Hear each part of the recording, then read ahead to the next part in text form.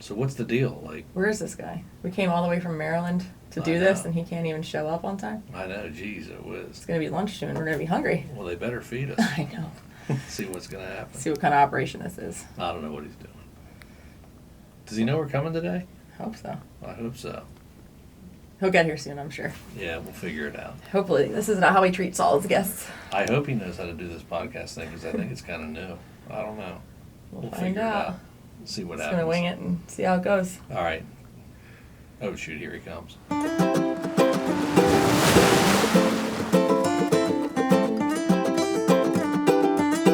Are we recording? Oh, we're rolling. We are rolling. All right, cool. Awesome.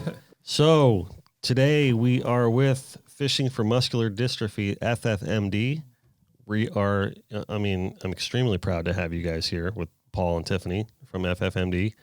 I want to make it clear to everybody that you guys flew in for this, and I'm super impressed. Like when you guys told me that at the door, I really I wasn't like BSing. I was literally about to cry when you said that to me. No, we're good to be here. Yeah. It's going to be a lot of fun, I think. Yeah, no, it's great. It's Thank great. you so much. And those who know me, especially back home, any excuse to go to Florida is good. So There you go. it wasn't a big twist of the arm or anything. All right. Let's make it happen. Cool. So, but we do have to go back tonight. So Yeah. kind of a bummer, but go back. That's all right. We're going to fish Thursday, Friday. So back out on the water. You guys have been doing good fishing lately. We had a good summer up in Ocean City, really good. And, had a couple of good tournament wins, which is good. We're still trying to crack that a little bit down here in the South Florida, but, Yeah. Maryland's home. So that's where we started and have been there our whole lives. And it's been good. So we had a couple of good scores this year and caught some nice fish and lost a few nice fish. I joke around, if we had 2 or 3 of the ones we lost, they might have run us out of town. So, Well, you guys win that Mid-Atlantic every year, don't you? That's our tournament. Yeah. And 3 out of 4 years we've been on the podium in that, and ironically all 3 years it was the last day. So, Oh, really? Yeah. So that's a 3 out of 5 day tournament, and I hate to fish on Mondays. And the whole crew, because it's a Monday through Friday, just like the White Marlin Open, and everybody says, "Well, are we fishing Monday?" And I'm like, "Yep, we're gonna go. We got to be ready." So then everybody's getting ready, and Sunday night comes along. And they're like, "Are we going tomorrow?" And I'm like, "Well, 50-50." And then it's about 8 o'clock I at would say night. 9 and or I'm 10 like, o'clock I'm would like, be fine. maybe 10%. Let's look at the weather in another hour. And I'm like, we're not fishing on Monday, but we did fish Monday this year because in the Mid-Atlantic because we had a lot of weather issues out there, that we had to pick our days. Okay. But 4 years ago we caught a 53-pound mahi, which was a big mahi up in Maryland. At the time, this year they had a couple big ones that broke records. But Didn't they catch a big one at the Poor Girls? they did this Yeah. year, like 72 pounds. that's a big one. Yeah, State record. like our 53 was a pound short of the biggest one of that year Okay. up there. So we thought that was a big deal. And then a couple years later, there's a 72, and I think then they broke it again in The same week, yeah. in the Mid-Atlantic. I think they broke it with a 74. Maybe it was Mid-Atlantic. I don't know. Maybe it was right around Oh, the I same didn't see time. that. Within a fish. week of each other, there was like a 72 and then a 74. Wow, that's a big fish. Yeah. Especially up there, you're not used to seeing all those big, dolphin like you guys get down here in the Keys when they're rolling through. But that 74 is big for here too. I can tell you that's a big mahi. So that's been our our I guess claim to fame up there has been the Mid-Atlantic, and we were I guess 2 out of 3 last year. We had what do we have last year? I think we had second place White Marlin in Ocean City, and then I think 4th or 5th overall, and then this year we had 5th overall in the whole tournament, from Cape May and New Jersey, and then we had the first one in the under 50-foot boat category, so that was good. So it's good, it's always good. It's always good to get up and spread the word with what we're doing, and people see that we have some success. And Yep. you can't you can't win them all, but I just tell the team all the time, let's just keep hitting singles, and every time we hit a single, then eventually we'll get a double or a triple, and one day we'll hit one over the fence. That's it. That's what small ball is all about, right? Yeah. That's how the Marlins won the World Series. I think it was in 03. I don't know. I can't remember. This long time ago. They were like one of those bunt and run teams. You know what I mean? Right. Every now and then they get a big hit and they'd win the game. Right. Yeah, it was Right. exciting. So it's just funny that all 3 years that we were, on the podium in the Mid-Atlantic, it all happened on day 5, the last day. Yeah. So we always fish the last day. It doesn't matter, what the weather is, what's going on. We got to go last day. Yeah, that's You know, good. we call ourselves the fourth quarter Yep. team always. And literally, in the Mid-Atlantic this year, we had a nice fish on Monday that we ended up we got the release, but we didn't get it in the boat. We wanted to measure it. We weren't sure. Then on Tuesday we fished, and we got another white marlin that we brought to the scales. It was a little light, but it made length. And we caught that with like 10 minutes to go at lines out. And then on Friday, the last day, the one that we did place in this year, we caught that with, I guess it was maybe like 30 minutes to go. We hooked it. And then, so the last 2 days of the tournament, we're past lines out fighting this fish. And we're like, well, we might as well get it in the boat and, make sure it's good. And, I'm looking at it, and Joey, our mate, who's just awesome, he's like, I don't think that's going to be big enough. And I'm up there, I'm like, I don't think. And then another guy's like, I think it is. And then all of a sudden it comes over the rail, and they're like, I think we're good. Yeah. Yeah, it's And funny. I'm running the boat upstairs. I can't see anything, and I'm yelling down there, are you sure? Did you measure it twice? He'll text me. So I'm on land most of the time during these tournaments, and he will text me from his inReach, and I have like his sister and his wife, and everyone's texting me, asking me like, oh, have you heard anything? Are they going to the scales? And it was like 3:20, and lines are 3:30, I think, right? And I was like, no, I haven't heard anything. Like, I guess nothing's happening. And then all of a sudden, like not even a minute later, he texts me. I was like, nope, they're going to the scales. There you go. When you see a fish like that come over the rail, like just before line's out or like right after line, that's when you start cranking the Van Halen, right? Oh, yeah. Yeah, I think we do a little Thunderstruck there. A little Thunderstruck's AC/DC. Thunderstruck, there you go. Yeah, that and a little Simple Man. Those are two of our key songs we play There a you lot go. on the boat. So There you go. So yeah, it's fun. It's a lot of fun, and again, for our whole program, it's just great to be able to, people see the boat and they see our shirts that everybody wears everywhere, and they see a lot about what we do. But to be able to come up and produce and score a point is just a big deal for the program. Sure, So, I can imagine. It's good to win the money. But it's also great. You start getting calls all over the country. And a lot of our sailfish friends down here start calling, and they're saying, "Hey, congrats!" They're watching online and they see stuff, and it's good. It's a good feeling. It's always good to win. Everybody likes to score a point. For sure. So no matter what you're doing, so it's always fun to score. How many tournaments do you guys fish a year, roughly? So we're doing like 20, maybe 22 to 24 tournaments. Good. So, we're getting out, a fair amount. Some of them are smaller, but, for the most part, we try and do all the big ones, the big ones up in the mid-Atlantic. And then obviously down here, we like to do the bigger sailfish tournaments, so obviously we do the Quest for the Crest and the Jimmy Johnson. And last year we did the Buck Cup. We're going to do that again this year. That was a really good tournament. We enjoyed that a lot. And totally bummed, though, that, like, we don't have anything in the Keys this year. Yeah, well, I mean, there's big plans for. I think with good reason. There's some nice things going on with the Hard Rock and the Jimmy Johnson and everything like that. But we're running all the way down. There is territory, I think, to be able to fish down there. I think you can go to Alligator, to like Jupiter or something. And it's so it's going to open up a lot. But we're used to going to the Keys, and we travel a lot. And our anglers fly in and out, and we can talk about our team later because there's got some phenomenal people that are behind us. But not having that home base in the Keys, we've had that for the last, I guess, 3 or 4 years, where we had a place for a month down there, and you can just kind of roll out of bed at 10 and go fish for 4 or 5 hours and come back. And it's easy living. Yeah, the real tough stuff Keys happening down disease. there. Yeah, I've had the Keys disease a bunch. So It's like my partner's got his whole boat is named Takeezy. oh, okay, I've seen that. Yeah, he wants to mix in the whole Keys and take it easy kind of thing. So that's like his MO. right. Yeah. But it's it's kind of a big letdown for us because we always talk about like we're wrapping up right now up in the Mid-Atlantic, and we're always talking about okay, let's start getting ready for sailfish and heading south and everything else. And it's everybody's like, well, so we don't have anything in the Keys. I'm like, no, like maybe we talked about going to the Tortugas. We've never done that, just to go over there and check it Get out. the mutton and everything.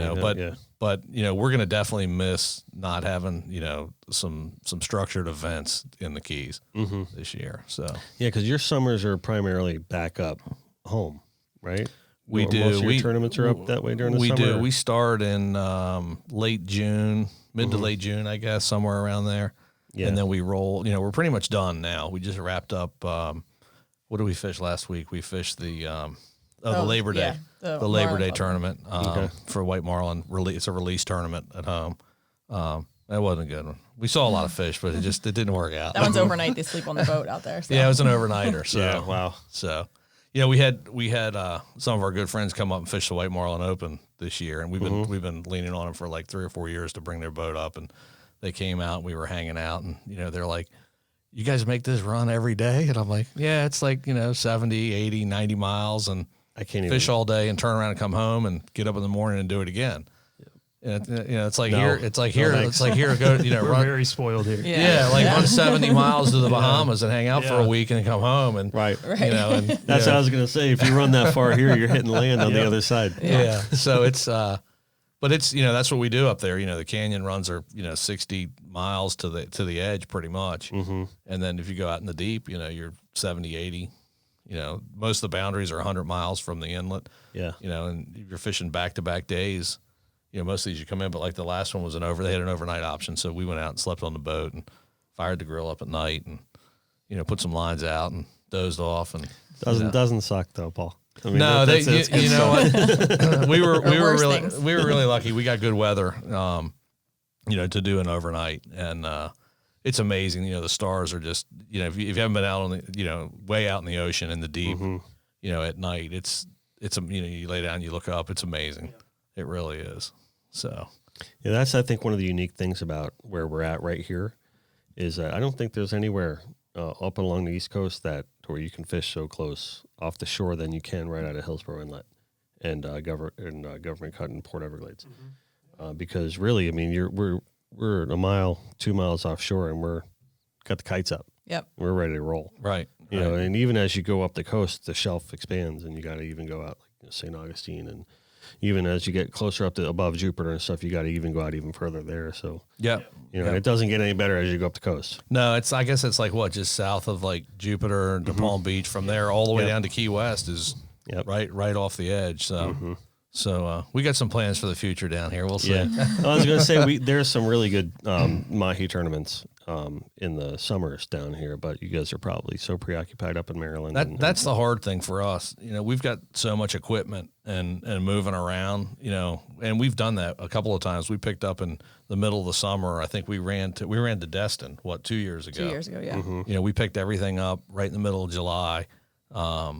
Loaded everything up on trailers, trucks, everything, and then ran to Destin for A week or 10 days or or something. a short week, for an event down there, and then turned around and ran right back home and fished another tournament. And we've done it. We travel up and down the highway a lot, and it's really cool. But it is nice to not have to take 2 days to get ready and 3 days to get there, and then you get there and you takes a day to get yourself unpacked and ready. tiring after a while. So, yeah, it does. It does. Yeah. I don't know. We just keep going though. Yeah. That's right. I mean, you're following your passion, that's for sure. And, with the great things that the FFMD does, and you're aligned with the MDA, and, I want to talk a little bit about some of the things that you guys do, not only just fishing around, and, raising awareness in there, but there's other things you guys do to promote, like with some of your raffles and the different things that you guys do. I wanted you guys to kind of get into some of the things that you do, because I think people need to understand really your organization specifically, which I think is really a great and unique approach to how you're using this to raise awareness through the fishing tournaments. I think it's amazing. But you guys also take it a step further. Yeah. So to give you a little background on the whole thing. So, first off, I don't know there's enough people crazy enough to do what we've done. That's what I was saying. It's got to be tiring. But I don't- So they Now, say, are you going? You're following them around with all these tournaments as well. She's yeah. she's my I'm handler. his I call her handler. handler. I'm This his is my handler. That's awesome. No, but we go all over. We have a lot of fun, but we go all over. I mean, Florida, back to home, back to here, Mississippi. Yeah. So we're away from home a lot. Our spouses are very nice to let us I do can what we're imagine. I doing. can imagine. It's a lot of people don't really know. It took 11 months to put this program together before anybody saw the first FFMD logo. And so, a little bit back on that and so forth. So I don't know if you know the whole backstory, but I don't. I'd love you to to share it. So basically back in 2015, 2015 is when this whole thing started as an idea. And what happened was, I have limb-girdle muscular dystrophy. So what that is that's a genetic mutation that impacts basically your hips, quads, and your shoulders, your trunk muscles, for lack of a better word. It's called limb girdle. So those muscles in my body are deteriorating basically they're wearing out, and eventually they'll be gone, or they won't function, or whatever it may be. So back in 2015, I was heading off to work one day, and those people that know me, I work a lot. I put a lot of drive into what I do. I've got another business at home that I started 6 years ago. Great, phenomenal people that are running that for me to allow me to do this now. And so I was going to work one morning, and I'm leaving the house, and I've been struggling with this disease a lot, and total denial. I mean, that's like one of the things we talked about last night.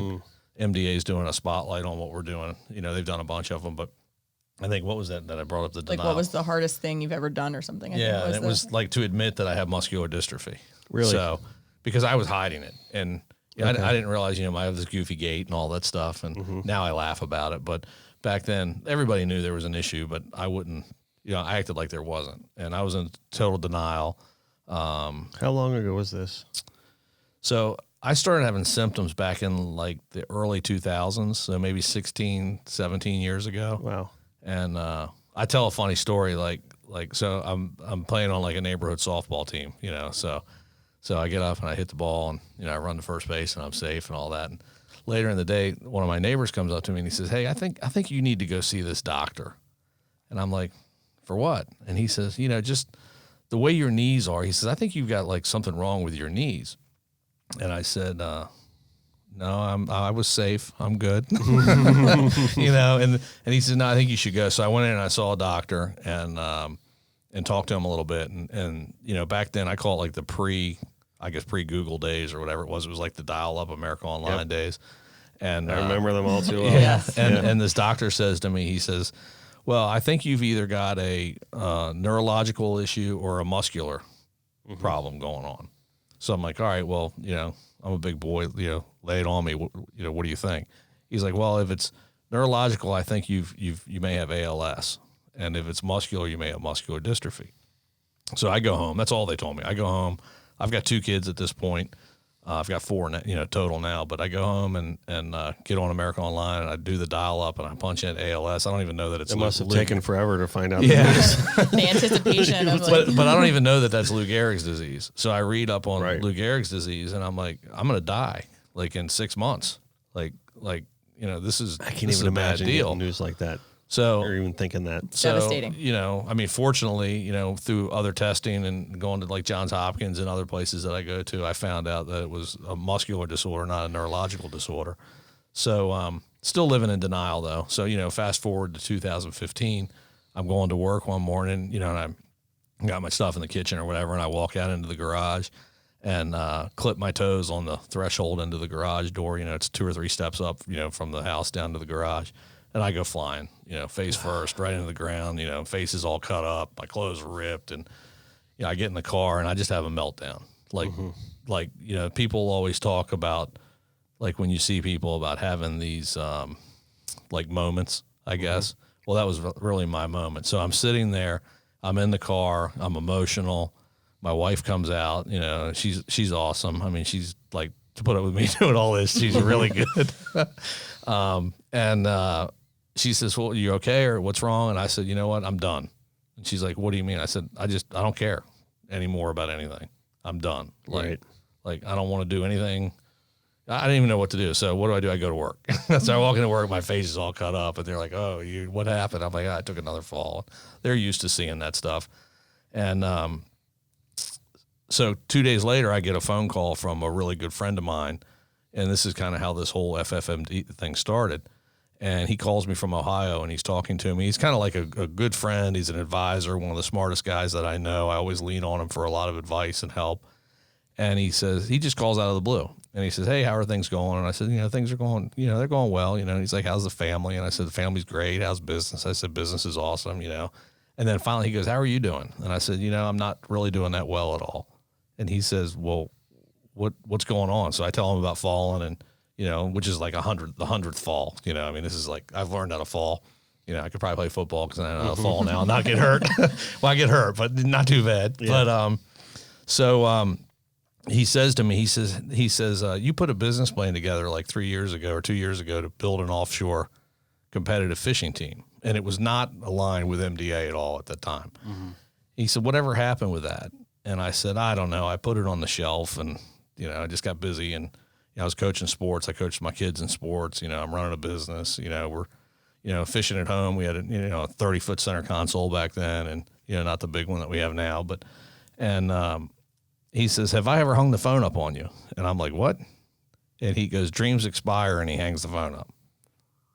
And I'm just sitting there holding the phone. I'm like, did he just hang the phone up Wow. on me? He's older than I am. You look up to him, Sure. and I'm like, this guy just hung the phone up on me. I've known this guy for 20 years. Like, no way. So 2 days later go by, and I'm scratching my head, I can't get this out of my mind. If you get to know me, if I decide I'm going to do Oh, something, he's doing it. All in. yeah, it doesn't matter. I mean, happening. we're doing it. It's happening. You and I are very similar like that. Yeah. So, we'll talk about things, and she's like, "Well, we should do this." I'm like, "No, I already decided we're doing it this way." Yeah. Yeah. She'll try and change my. Well, you change it sometimes, but Yeah. my mind. I Yeah, do that's how we were with this podcast. I told my wife, I'm like, I'm going to do a podcast. She's like, oh, she rolls her eyes like, here we go. Right. And then a couple of friends are like, oh, you're just going to do it on your laptop with a little webcam? I said, I don't roll like that, man. Sorry. Yeah. Neither does Paul. Yeah. Sometimes we'll be looking at the team and I'll be looking, we're like, just let it, we're rolling with it. Yeah. So, but anyhow, so I'm sitting there and, just kind of stewing on this whole thing. And, now I'm coming to grips a little bit that I got muscular dystrophy. I still am in denial. I'm still in denial. Well, Still to this day. oh, no. This is back in Okay. 2015. Okay. So in April of 2015, right after this fall and after this guy hung the phone up on me, I decided I'm going to write a letter to the CEO of MDA. Mm-hmm. Now, I'm not registered with MDA, in their clinical program. I don't really know much about them, other than I remember as a kid, my grandmother would always make me watch the telethon, and maybe there was some crazy vibe because she used to make us sit in front of the TV and watch it. And of course, I didn't even think about it until later when I got involved with MDA.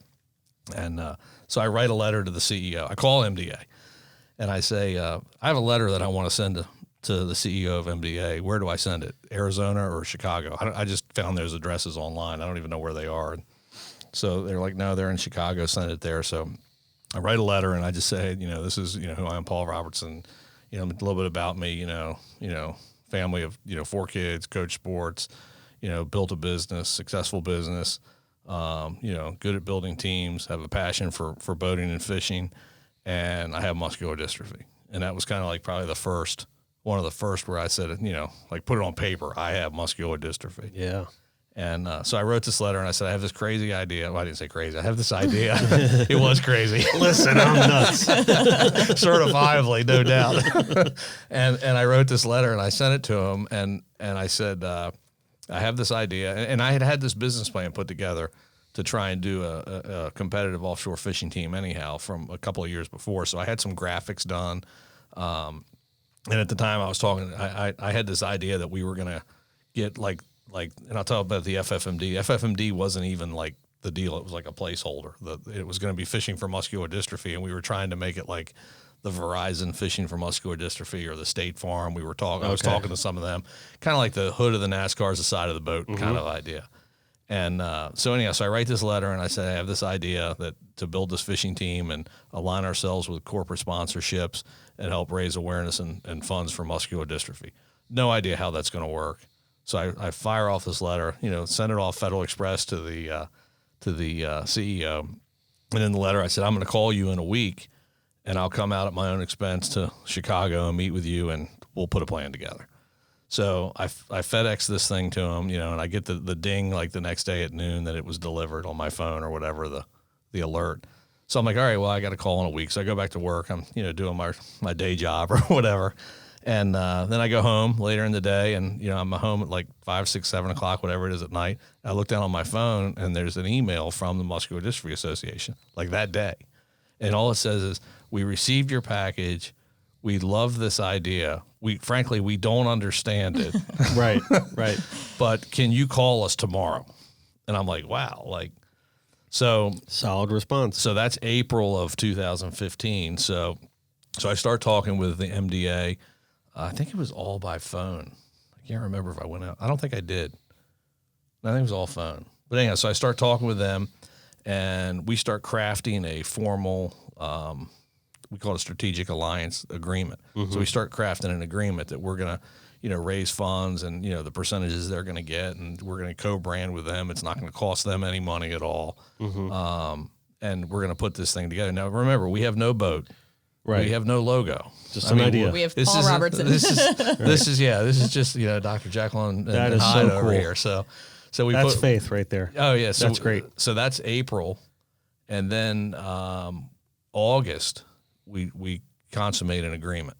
So I won't forget a good friend of mine that I fish a lot with. We're fishing the White Marlin Open, and I think it was August the 3rd. It was Monday I think that's what it was, on the 5th, 2015. And we're coming through the inlet in Ocean City. And offshore there, it's not like here. Down here, you've got your cell phone, and you're right out on the ledge, and everybody's telling everybody. Up there, you get out there, there's no service. Yep. So we're coming in. I turn my phone on. I look up, and I see, attached is a signed, executed agreement with the MDA. So that's August. So April to August, just to get like a formal agreement. So now we're sitting there like, okay, well, now what do? We don't have a boat, we don't have a sponsor. So what we start, I guess in November, I came to the Fort Lauderdale Boat Show. So I had like one polo shirt with a logo and a letter from the MDA saying that we had this formal alliance put together between us. Their support, it sounds like, was just so crucial to making this happen. We wouldn't be here without it. That's and awesome. again, it was no monetary. They haven't spent 10 cents. No. They haven't spent anything nothing. at all. Just their So confirmation. just to have them on board as a national level charity to be backing the program, or the idea of the program, because really it's not even a program at this point. It's what it is. It's crazy. at that point, it's an idea with a polo shirt. Right. Yeah. So in November, I go to the Fort Lauderdale Boat Show with one of my good friends, and we come down here. And, so now I don't even know how old I am, whatever I am. I'm seasoned, I guess, experienced, gray hair, whatever. And I go to the Fort Lauderdale Boat Show with a polo on and a letter. And I'm literally like knocking on doors. So we met, I talked with 11 boat manufacturers, and, some of all the big ones that we know, we all know down here, went and talked to them and just said, hey, this is who I am. And shook their hand, walked up and said, I have this program I'm building. And I think some of them were looking, like, oh, there's another guy who wants a free boat, and it wasn't looking for a free boat, it was looking for a partner, really, Right. at the end of the day. So ironically, the Annapolis Boat Show, a couple of weeks before, one of my good friends was with Everglades had just come out with this 435 that we run now. And he's like, you got to talk to this guy, Paul. So I did talk to them. I had a meeting set up with Everglades down here at the Fort Lauderdale Boat Show. And the guy that we were meeting with, they're like, he's going to give you like 30 seconds. That's all you're going to get. But he knows about it, and just talk to him. Well, he's the last boat company we meet with. The 11th one, the last day of the show. So I walk in and I sit down. They're like, okay, you got 1 minute. So I just start talking. Hour and 45 minutes later, we're still sitting there talking. And, I love it. And there was another like real prominent boat company that I really wanted to do this with. And they're really good people. I mean, I know some of the people there. I know some people that run their boat. And they were like, well, here's, we can make you a deal on this boat, a little bit of a help to help you get going and all that good stuff. But Everglades was like, or when I said to the other company, well, what do you want to do to co-brand and co-market? And they said, well, the only thing we don't want you to do is don't take our logo off the side of the boat. Right. But Everglades was like, hey, here's what we want to do. We have a great dealer network. We want to get you engaged with the dealer network. We want you to come to our, boat shows with us. We want you to, get engaged socially, social media with us. And it just felt like, things just happened for a reason. And it was the last one, came together. And it's been a great relationship. Yeah. We've met so many good people, and they're from their dealers to the manufacturers, and so we put that whole deal together. That was in what he said. He says, "Come to the factory next Tuesday." So I'm like, "All right," So I show up at the factory, and Everglades is like on the low end of the list. They're not even like on the top end of what we were looking for originally. And so I go to the factory and I sit down. And we talk a whole bunch more, and literally we wrote an order up on the boat that afternoon. And, they did some really good, favorable things to help us. And they reached out to some key, like Yamaha and a couple of the other key people, and said, hey, we're getting behind this. We don't do a lot of charity stuff, but this is what we're going to do. And we want you guys involved. So that was in November. November of 15. And then we started building this boat. Well, After the August was executed, now you're in November. So that happened that quickly. So from April to November now, he has We have Just a from boat. started the talk with MDA in April. Wow, that's quick. Yeah. That's great. So then in that's November. The boat, they start building the boat in December. Well, Everglades didn't realize like my passion and my drive and the way I do things. So I'm like now living in New Smyrna Beach because I want to be there every day when they build the boat. And they're like, you got to get out of here. Let us build this boat. I'm like, well, wait a minute. Let's talk about this piece. He's been over kicked here. out of the Everglades factory multiple times. Not really, but. But they give us a big welcome when we come in, and then by the time we're done, they're like, all right, you got enough. Time for you to leave. Hey, Paul, you want to go to lunch? Come on, let's go. But no, they've been just. I couldn't have asked for a better partner. With Everglades, they've been great, and so that was December. Now they're building the boat, and then we put it in the water. Well, we launched it to Jimmy Johnson in March of 2016. So April, I take the fall. I have the meltdown. I say I'm done. The phone gets hung up on me. We get a letter to MDA. August, we get the agreement. November, we're meeting with boat companies, and now March, 11 months later, the boat's done. So I'm trying to figure out what we're going to do. So I end up calling. I'm looking at all these tournaments in Florida. I remember we're from Maryland. I'm like, yeah, we've come down here, chartered boats. We rented a house for a couple of weeks. We fished down here, but I'm like, well, we got to go sail fishing. So, so I'm like, where do we want to launch? So I just kind of start looking and, looking at when the boat's going to be completed and all of that good stuff. I'm like, well, Jimmy Johnson just makes sense. And, hey, he's a football guy. I'm a Redskin fan, but, everything's good. This could be cool. You're a Redskin fan. He's a Cowboy coach. That's cool. So he was on the boat that year. So it was kind of cool. He got on the boat with us. And so we reached out to, Valerie and Todd at Jimmy Johnson. Two of my favorite people on the planet. They're awesome. Yeah. They really are. And reached out to them, and I remember I called and I said, I think I talked to Valerie first, and she's like, you got to talk to Todd. So I talked to Todd, and I'm like, hey, we have this new program. This is who I am with Muscular. And I think he's like, what?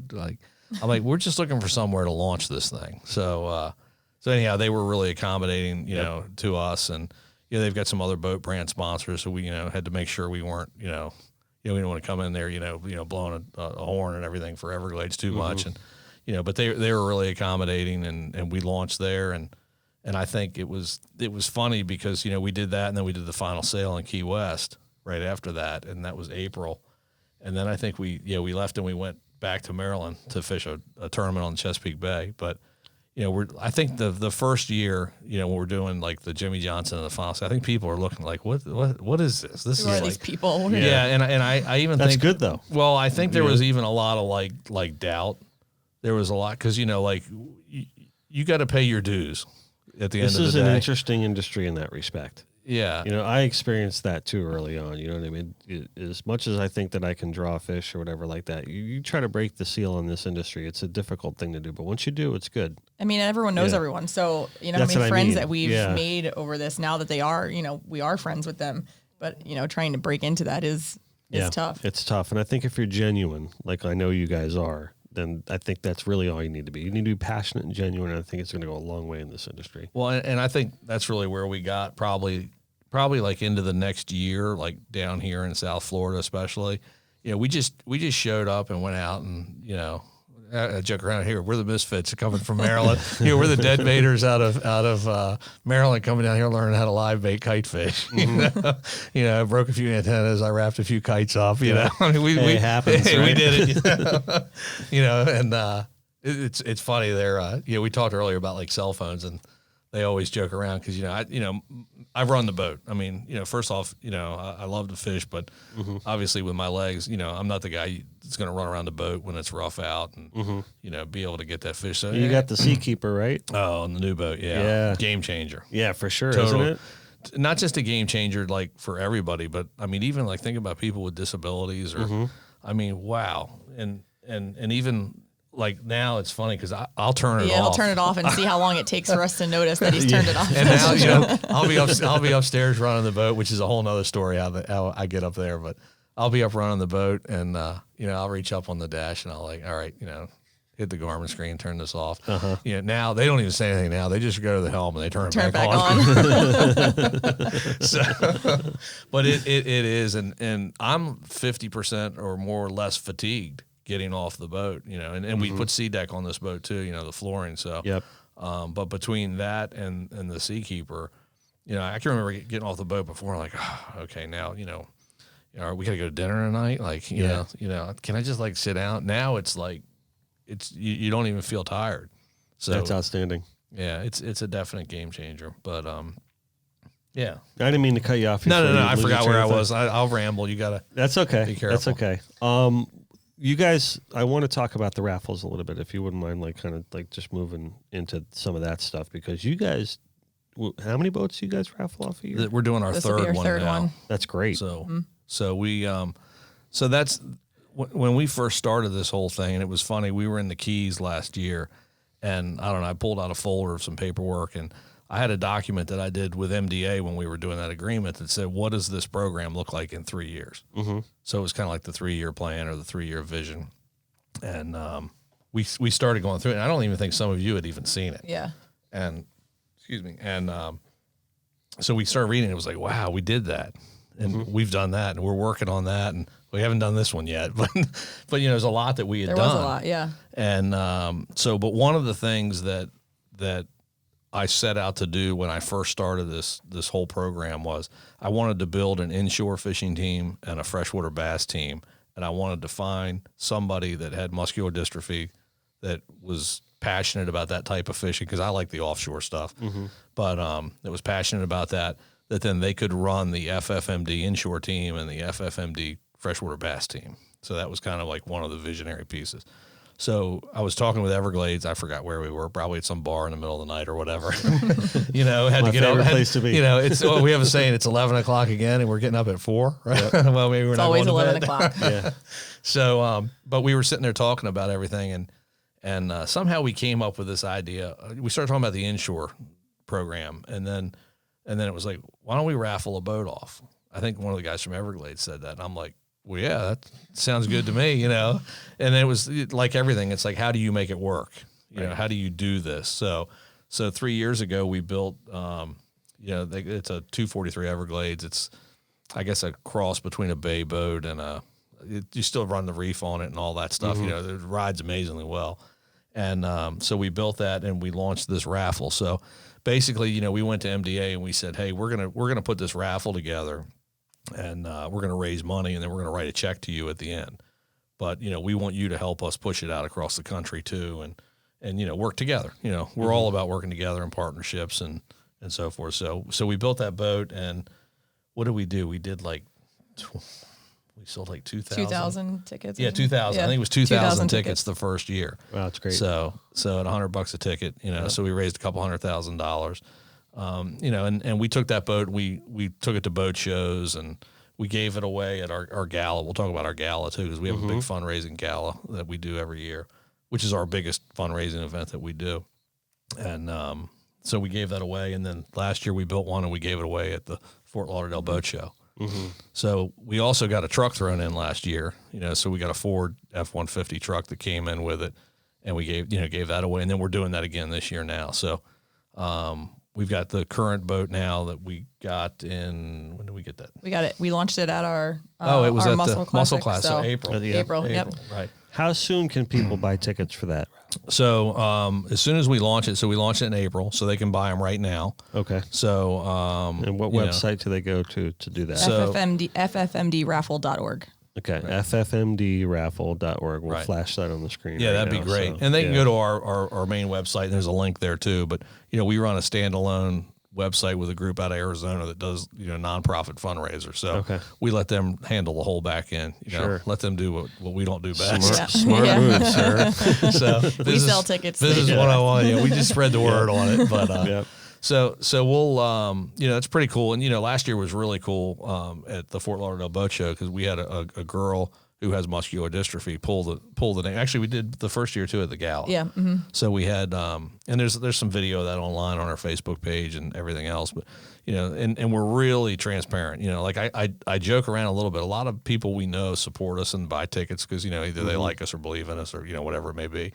But both of the first year raffle winners, we didn't know. They bought online, and the first guy was from Florida, and the second guy last year, Arthur, was from New Orleans. So, Okay. and both bought tickets online. We have never Beautiful. met them until we saw them at the factory. Beautiful. I want to interject something real quick that I want to kind of speak to the audience real quick. about giving, which I think is really important and which I don't think enough people do. And we recently had a situation here with the Abaco situation, with the hurricane that came in, and really to see how the outpouring of give was really good. But going above and beyond that, giving in general, when you buy things for yourself, it makes you feel good, right? But to me, that can be fleeting, right? When you give, and you truly give intrinsically to someone, to me, there is no better feeling than that. There's no greater value than that, when you truly feel like you're helping someone for a cause. Right. And which I firmly believe that you guys are helping for a cause. And again, I'm speaking to the audience. It's important in this world that we give and we support for people that are going through things that we can't even fathom. I just want to break it down real quick and just say that to everybody. So when they see things like tickets and boats and things like that, ultimately I want people to understand that they're giving and they're not receiving. Someone may win a boat, but they're giving and they're helping, they're supporting. So that's my rant. Yeah, So, no, and that's a good point, because I always tell people, like anybody who's around me with this raffle, we get everything. It's $100 a ticket. Okay, it's a lot of money to some people, obviously. People budget, they have families and everything else. But at the end of the day, people will come up, and we've heard everything from, oh, it's way too much, and I have to pay taxes on it. And I'm like, okay, well, it's a $150,000 package or whatever it may be. And, but I look at them and say, you know what? Don't buy a ticket because you think you might win. Right. What we do with the proceeds out of our boat raffle, we're real big proponents of the kids. So MDA has a great summer camp program for kids with muscular dystrophy. And as a matter of fact, I met Tiffany originally at a MDA summer camp in 2015. 15, yeah. Yeah, 15. So but you were already working with MDA So before this? so I worked with MDA for, I guess, 15, so 4 or 5 years prior to meeting him. Okay. I ran the local DC office obviously in DC, and that's how I met him, because he came, the national office team was like, oh, we have this guy with this fishing team this was idea. when we were negotiating the agreement. Because there it was wasn't no even boat. done. Yeah, so Right. this was in between, so this would have been June, in between the initial letter he sent and the official agreement they had. So they asked me to show him around summer camp, because MDA hosts a summer camp across the country for kids with muscular dystrophy. It's barrier free, so they can do anything that you imagined you did or your kids have done at summer camp. These kids can do, adapted to their abilities. So swimming, zip lining, arts and craft, karaoke, any summer camp. It's a normal summer camp. It's just adaptable. For the kids in chairs or with different mobility issues. So he came down because we have a sponsor day, and we invite all of our sponsors who help support the summer camp. They're like, hey, this crazy guy's going to come down. Yeah. Now again, no logo, no boat, nothing. Just this idea. He came. I think we just talked about this morning. He showed up in a red polo, and we don't have any red in our colors either. So I showed him around the summer camp, and he had muscular dystrophy, but until you really experience summer camp at MDA, it is life-changing experience. Like, if I encourage anyone who's listening, if they have, there's local summer camps all across the country. What is there, like 60 camps or 60 or 70 camps? I mean, it's Is there a master website for that? Well, if you go to mda.org, MDA.org. they have a summer camp tab that you can check out. And I mean, they're always looking for supplies and volunteers, but honestly, just going down there and experiencing it, if it's something that you're looking to align yourself with, maybe you don't give, or you don't have a cause that's particular to you, visiting an MDA summer camp is, I'm not kidding, life-changing. But That's awesome. yeah. So No, there's that's usually great. like 50 kids, and they go for a week, and it's no cost to the parents, no cost to the families. So 1-to-1 counselor ratio, and a lot of these kids have 1-to-1. 1-to-1. Every That counselor, is phenomenal. Every counselor has every camper has a My daughter, volunteer. was a counselor, not this past summer, the summer But before. yeah, so every camper has their own individual counselor that's voluntarily assigned to them. They sleep on the floor next to them. Well, right? no, they have beds, but they They don't let me in the cabin at night. Get out of the cabin. but they do have bunks, and so they sleep in the same cabin. So it'll be anywhere from 6 to 10 kids with their counselors in the same cabin. And a lot of those kids need help through the night. They have Right, to so be a lot of them turned. can't roll over themselves. So you can't sleep in the same spot every night forever. Right. You get bed sores, so the counselors have to wake up multiple times and turn their kids. Or a lot of these people, the kids need toileting and shower needs and feeding, and these are you have to be 17. So these are college age kids volunteering an entire week of their summer to go take care of a child that's, you know, in need of an experience that every kid should get at summer camp. So it's an amazing experience, and he had never been. I mean, he was just new to the disease himself. I met Sam much, too, and he's passed away now. We were just talking about that too, because that was like the first. He was like the first kid with muscular dystrophy I met. Yeah, and he was amazing. You know, amazing kid. There's a picture on our Facebook page of me with Sam in Yeah. that red shirt. That's how you know. And these kids, I mean, when you walk into camp, it's not a sad camp at all. I mean, these kids are living and having fun. It's not depressing. It's not a sad feeling when you walk in. Yeah, they're breaking out for sure. Yeah, and on the flip side, a lot of this, it's a respite for the parents because a lot of these kids have full-time care needs all year. So mom and dad don't get to go on a vacation or a date night or sleep through the night. That was the first thing I thought of when you started saying that they have to get turned and everything like through the night and all the care that they need. My first thought as a parent was like, man, what a toll that must be on the parents too. Yes. You know?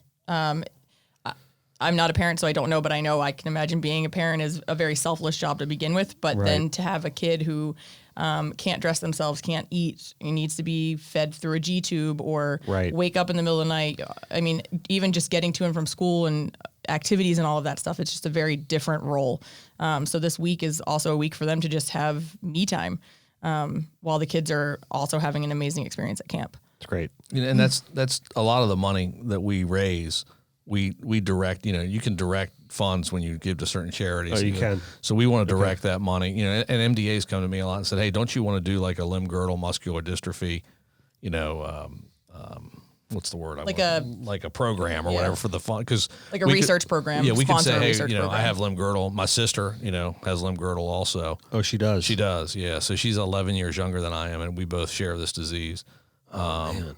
And she lives near the Everglades factory now, which is another story. a road trip together, brother and sister, which was pretty funny the whole way. She ends up moving, you know, down right near the Everglades factory, but on the spot, pretty much.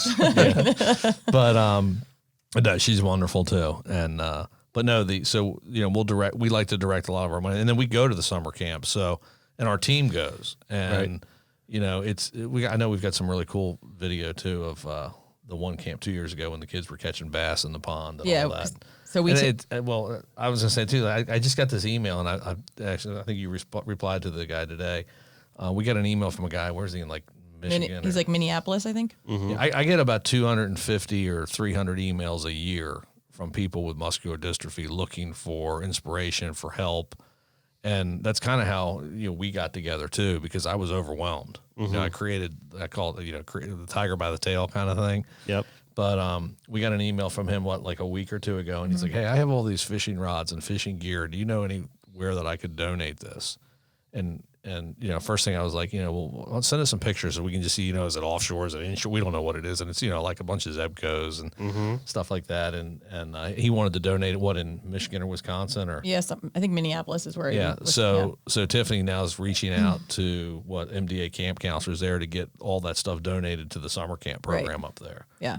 So that's the kind great. of stuff that you don't even see. You know, that's not like on here's our report, what we raised and donated. You know, that's things like that are happening every week. Yeah, and that's why we're I think doing. it was important. That's why I asked the question, because I know there's other things that you guys do beyond, you know, because I don't want people to think, oh, they're just fishing for free all around the country. Well, it's way No, more I've spent than a lot of that. money. I spent a lot of money. Yeah, I'm sure. Definitely not you for know, free, that's for sure, but- Well, that's what I'm saying. I don't want anyone to Yeah. ever get that idea in their head. Yeah. I mean, I come think on. the fishing is the face of the program, obviously, because Right. that's the name. That's our name. But there's so many other things we do, like the boat raffle. We have the gala that him and his sister chair up in DC that we do every November, and we've got his other business hosts a golf tournament, and we donate back to MDA for that. We did our Muscle Classic for the first year, Yeah. our fishing tournament down here. The Muscle Classic. Yep, which you know was an awesome part of it. So That's good stuff. there's way more than just Yeah. a bunch of guys on a boat catching fish and going on a podium with a check and promoting that on social media. There's so much more behind it That's that we're awesome. doing. And you know, when you start a new business, and really that's what it is. I mean, at the end of the day, you know, any organization to me is a business, whether it's for profit, nonprofit, you know, whatever it may be. But when you start it, you have this grandiose idea. You know, like for us, it was a Fortune 500 company fishing team for muscular dystrophy. You know, the FFMD was like a placeholder, and it stuck. You know, that everybody knows. Nobody knows fishing for MD like they know FFMD, but you know, you lay a plan out, and you got to adapt, and you got to change, and that's kind of what we went through. We were sitting at the Fort Lauderdale Boat Show. Tiffany was working for MDA still, and this was 2000. This was 2 shows ago, so this has been 17. 17, and so I said, you need to come to the Fort Lauderdale Boat Show, and so Tiffany was probably like the person at MDA outside of the, I call it corporate or headquarters, that we worked with the most. So she would come to some of our events and the tournaments. I think you came to Ocean City a couple times. Yeah. But you also chaired the gala, and we ran the gala out of our office. So. Yeah, so that was, we'll talk about that when you guys came to me, and I'm like, nope, can't take anything else on. Here we are, neck deep again, tiger by the tail.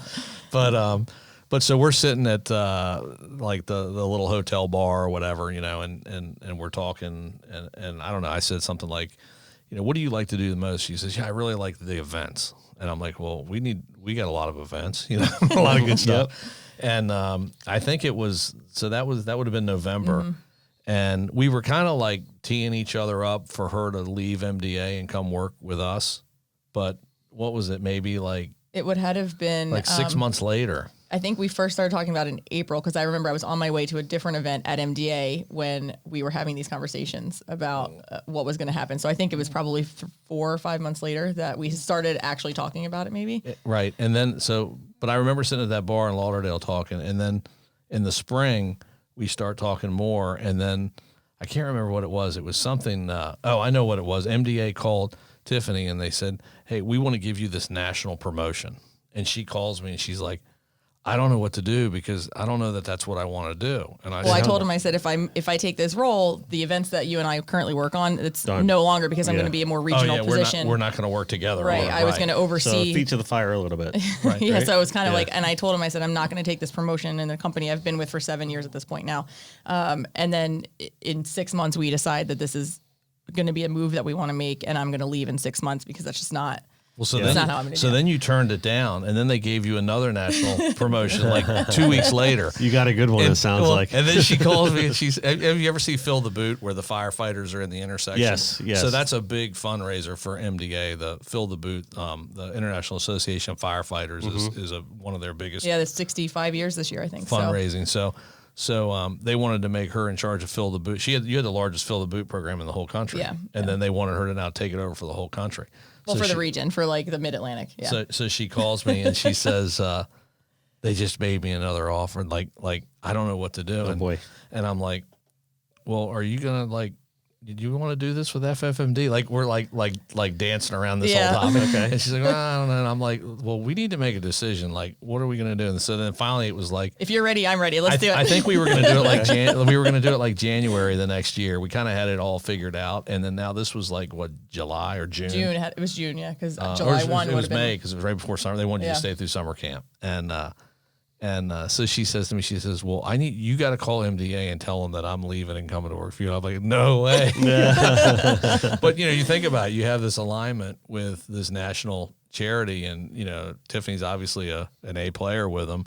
They're trying to promote her and move her up through the ranks, and now she's going to leave. But, the good news was, I think, what did Kim say, the vice president? She's like, yeah, well, we figured it was a matter of when, not if. Yeah. So okay, so they were already they were kind of, well, we tried to tee them up a little bit. Like I remember Kim saying to me, she's the VP of corporate partnerships, and she's like, were you trying to drop hints on me like the last couple of weeks? I'm like, yeah. She's like, oh, she's like, I totally let that go right over my head. But I needed help really bad, because, like I said, every hero on their journey needs support. I mean, that's for sure. I mean, I had people that started getting upset with me because I wasn't getting back to them. Just, general people that, needed help or wanted information. And it was, hey, we're fishing 100 and some days a year and we're offshore, and then we're coming in, and, the original thought, I had this glorified thing. I was like the NASCAR driver. I'm going to fly in Thursday night, jump on the boat, fly out, the next thing you know, I'm driving the truck in the boat from Maryland to Florida, pulling this 80-foot rig. And mind you, he has a whole other business that he's running at home, and a family and all of that. And he's got all of this going on. So it's, there's only so much he can do. Yeah. My business people, my employees there, I've got about 50 employees in another company, and started it, like I said, in '93, and they've been awesome. I couldn't do this without them, and I haven't heard maybe behind the scenes, oh, he's out fishing again, but they saw me come in, broken leg, blown out knees, cut face, elbows and hands all cut up from catching myself fall. I mean, they saw over the years all of these things happen. We do a lot of heavy construction kinds of things, and I'd go out on different sites and I'd fall down in the mud, and I'd walk into a meeting covered in mud, and it just wasn't who I was, but they got behind. I went to them, and I remember doing we unveiled our strategic plan for the year, and in the slides, the PowerPoint, I had the whole company there, and in the slides it was like owner's health. That was the name of one of the slides, and that was one of those coming outs, and it was like, okay, so I have muscular dystrophy. Here I am again now, breaking that denial, barrier. And I said, here's what I'm going to do. I'm going to go build this fishing thing, and I need you guys to help me. It's probably like a little part-time thing, It's part-time. It was like turning it from like a 2 to a 10 in like a month. Yeah. Now he's part-time there. Now it's like 100 hours, on FFMD, and like 20 hours on Tanks Direct or other company. I think it's so impressive because, I mean, you could have easily taken this moment and gone the other way, but you took all your energy and all your intelligence and all your know-how, and you gave it a 180. And I think that's so impressive. I mean, it really, because that's not normal. I don't think most people react to situations like that. He's not normal. He's not normal. I mean, that's great though. I mean, I'm impressed. I will say, and Paul, obviously give him a lot of credit for doing this. But he knows how to build really good teams too, because not just at work, but I mean, the anglers on the boat, his family, I mean, everyone behind this program is all It takes a lot of gray hair to figure out you can't do it all on your own. Yeah, that's and he tries. Believe me, it took me a while to. It's hard for him to give up some control on some of those things, but he's got great people on all sides of everything he's doing. It took me a long time to figure out there's more than one way to get to the finish line, and sometimes you got to let people just get their way. Yeah, and you got to bite your tongue, and because that's hard. Yeah, no, I can relate. Hard for me to do that. I can definitely relate. Here at the studio, we got our employees and staff and everything like that, and sometimes things happen. Like even just last week with how the Abaco shirt thing blew up. I just gotta at a certain point. I designed the shirt. I put the program together and I moved it, but Vandy's got to handle it, and she had a certain way she wanted to do that, and I was like, well, maybe you should be doing it that way, and she's like, looks at me like with like red eyes, and I'm like, okay, well, you're gonna do it your way. That's cool. Yeah, we ordered some shirts online too, and first off, awesome design, great cause, obviously all. Thank you for doing all that for them too. So it was really a surprise. I mean, I threw that thing up thinking we were gonna sell a couple of hundred shirts, and right. We had the chance. Your whole system worked really well because we got the emails back and all that, and it was pretty flawless the process. And for putting it together in 48 hours or whatever, really crazy because we were in the middle of a website redesign, so we took our old site down, so we could not put it up as a product on our site. So we had to take each and every order manually, and it just turned into like this animal that just kept growing. It's just like the emails would not stop. Yeah, and the thing went literally viral. I mean, it was great to see everyone support it and come out, and that's kind of what I was getting at earlier with the give, because it's 100% proceed donation. We're not making any money off that, and it's just like it was inspiring to see. It wasn't only just the fact that people purchased shirts; it was the messages that came along with the emails, and I get kind of emotional about stuff like that because when I see the good in people, nothing tears me down more than that, because with so many things that go on in the world that are not good, especially with our political climate, whatever side of the aisle people lean on and how at each other's throats they can be, and everyone's like a keyboard warrior and a social justice warrior online, and that stuff matters, and I think people need to like check themselves every now and then, but to see people come out and give. And I know a lot of these people that, personally, that were sending me messages. And there were a lot of people that I had never heard of before, like a lot of people that I have no idea who this person is. And they're sending me all these great messages. And listen, I don't do it for me. And I really want people to understand that. I give it all to God personally, but it's like whatever. I just want to see the right thing get done. But just seeing people do the good really, that's what made it worth it for me. And that's what I wanted to get at with earlier with the give. Right. Because like right now, I almost feel like empowered in a good way because all that went down last week and it was tiring and it was tough. But at the end of the day, you know, a lot of good's going to be done from that effort. And again, I don't want people, I'm not trying to promote myself or make myself like that. I just want to maybe hopefully inspire someone else to do it too. Right. You know what I mean? And I think that's actually the perfect timing to have you guys on for this podcast episode too, because here's an opportunity for someone to do some good. You know what I mean? Buy a raffle ticket, support MDA, support FFMD, do it. You know, it's good. It'll make you feel good. Yeah. Yeah. We've met so many good people too, just like you're talking about. You know, we often talk about that. Like, I don't know. I almost get emotional on that sometimes too, because I've said to some people, like all the people that we've met because they were, you know, either curious about what this was about. You know, they got to know us, you know, and they realized that, hey, you know, I think we're good people, you know. Yeah. You're phenomenal people. I mean, that's why I invited you on. You know what I mean? But there's just a lot of good in this world. There really is. You know, there's a lot of crazy stuff and a lot of stuff that you see, but I think deep down, everybody, you know, has a really good side to them. It's just a matter of, you know, sometimes you got to figure that out with people and where they are. But yeah, that's a good point. But we've met so many amazing people, you know. I mean, I have like friends. I have a couple that call. Yeah, they call every day, and my family's like, "Oh, another call from him." There's two people that call. I think he talks to more than anybody else, more than his wife. Really?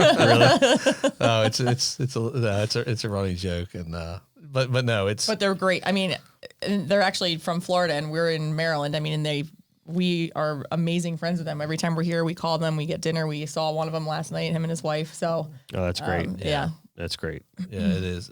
It's amazing. It's, you know, and we're sort of, you know, right now sitting here looking at this whole thing. So like that paper I told you I pulled out that said, what does this thing look like in 3 years?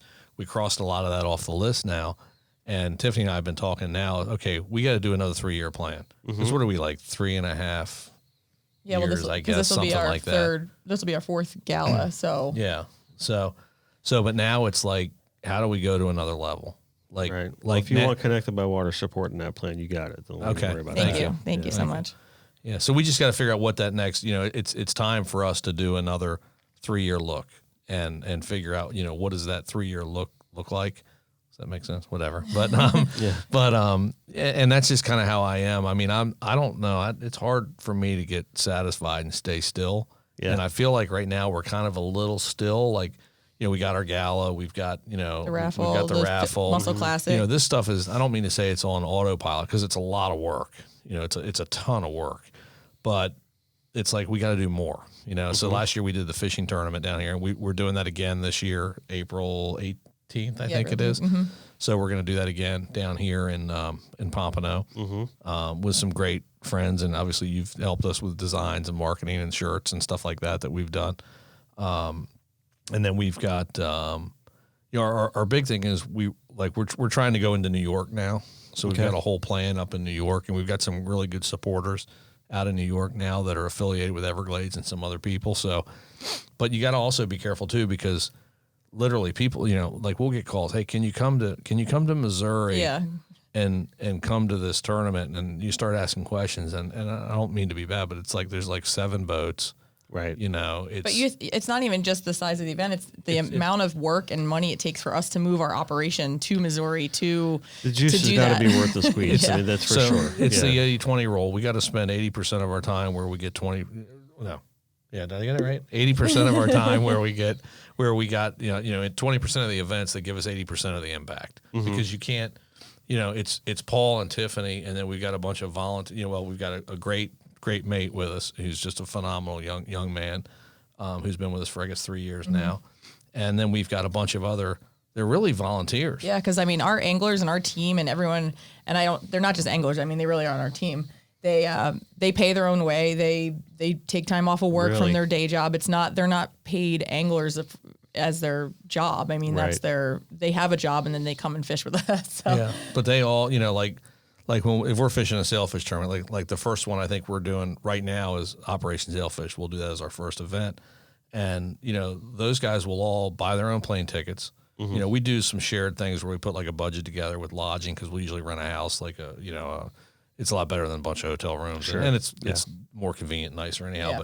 But I've done that on some travel tournaments too, where the owner would just get a house, and it really makes it easier on everybody. It works out great. But you know, these guys are taking their time off of work. I mean, they're saving their vacation times to take weeks off at a time to go. They're buying their own plane tickets. You know, they're buying their own food a lot of times when they get down here, and we have a pretty core group, I'd say. Yeah. You know, we got a core group of maybe 8 or so, you know, anglers who pretty much fish with us all the time. And it's amazing too. Like when you go out, like I've had a lot of people with MD, or you know, we've taken some kids and some adults out who have MD, but like I don't think anybody really understands what this tournament stuff's like. Because you know, I'll have people that'll say to me, "Hey, can I just come like go fishing with you?" And it's, you know, I mean, when you're tournament fishing, you got to go there to win. It's a different ball game. I mean, you're there, to promote and do all that, but you know, we're competitive too, and you know, the more wins you get, and like we talked earlier, the more times you get on the podium and the more points you score, the more exposure you get.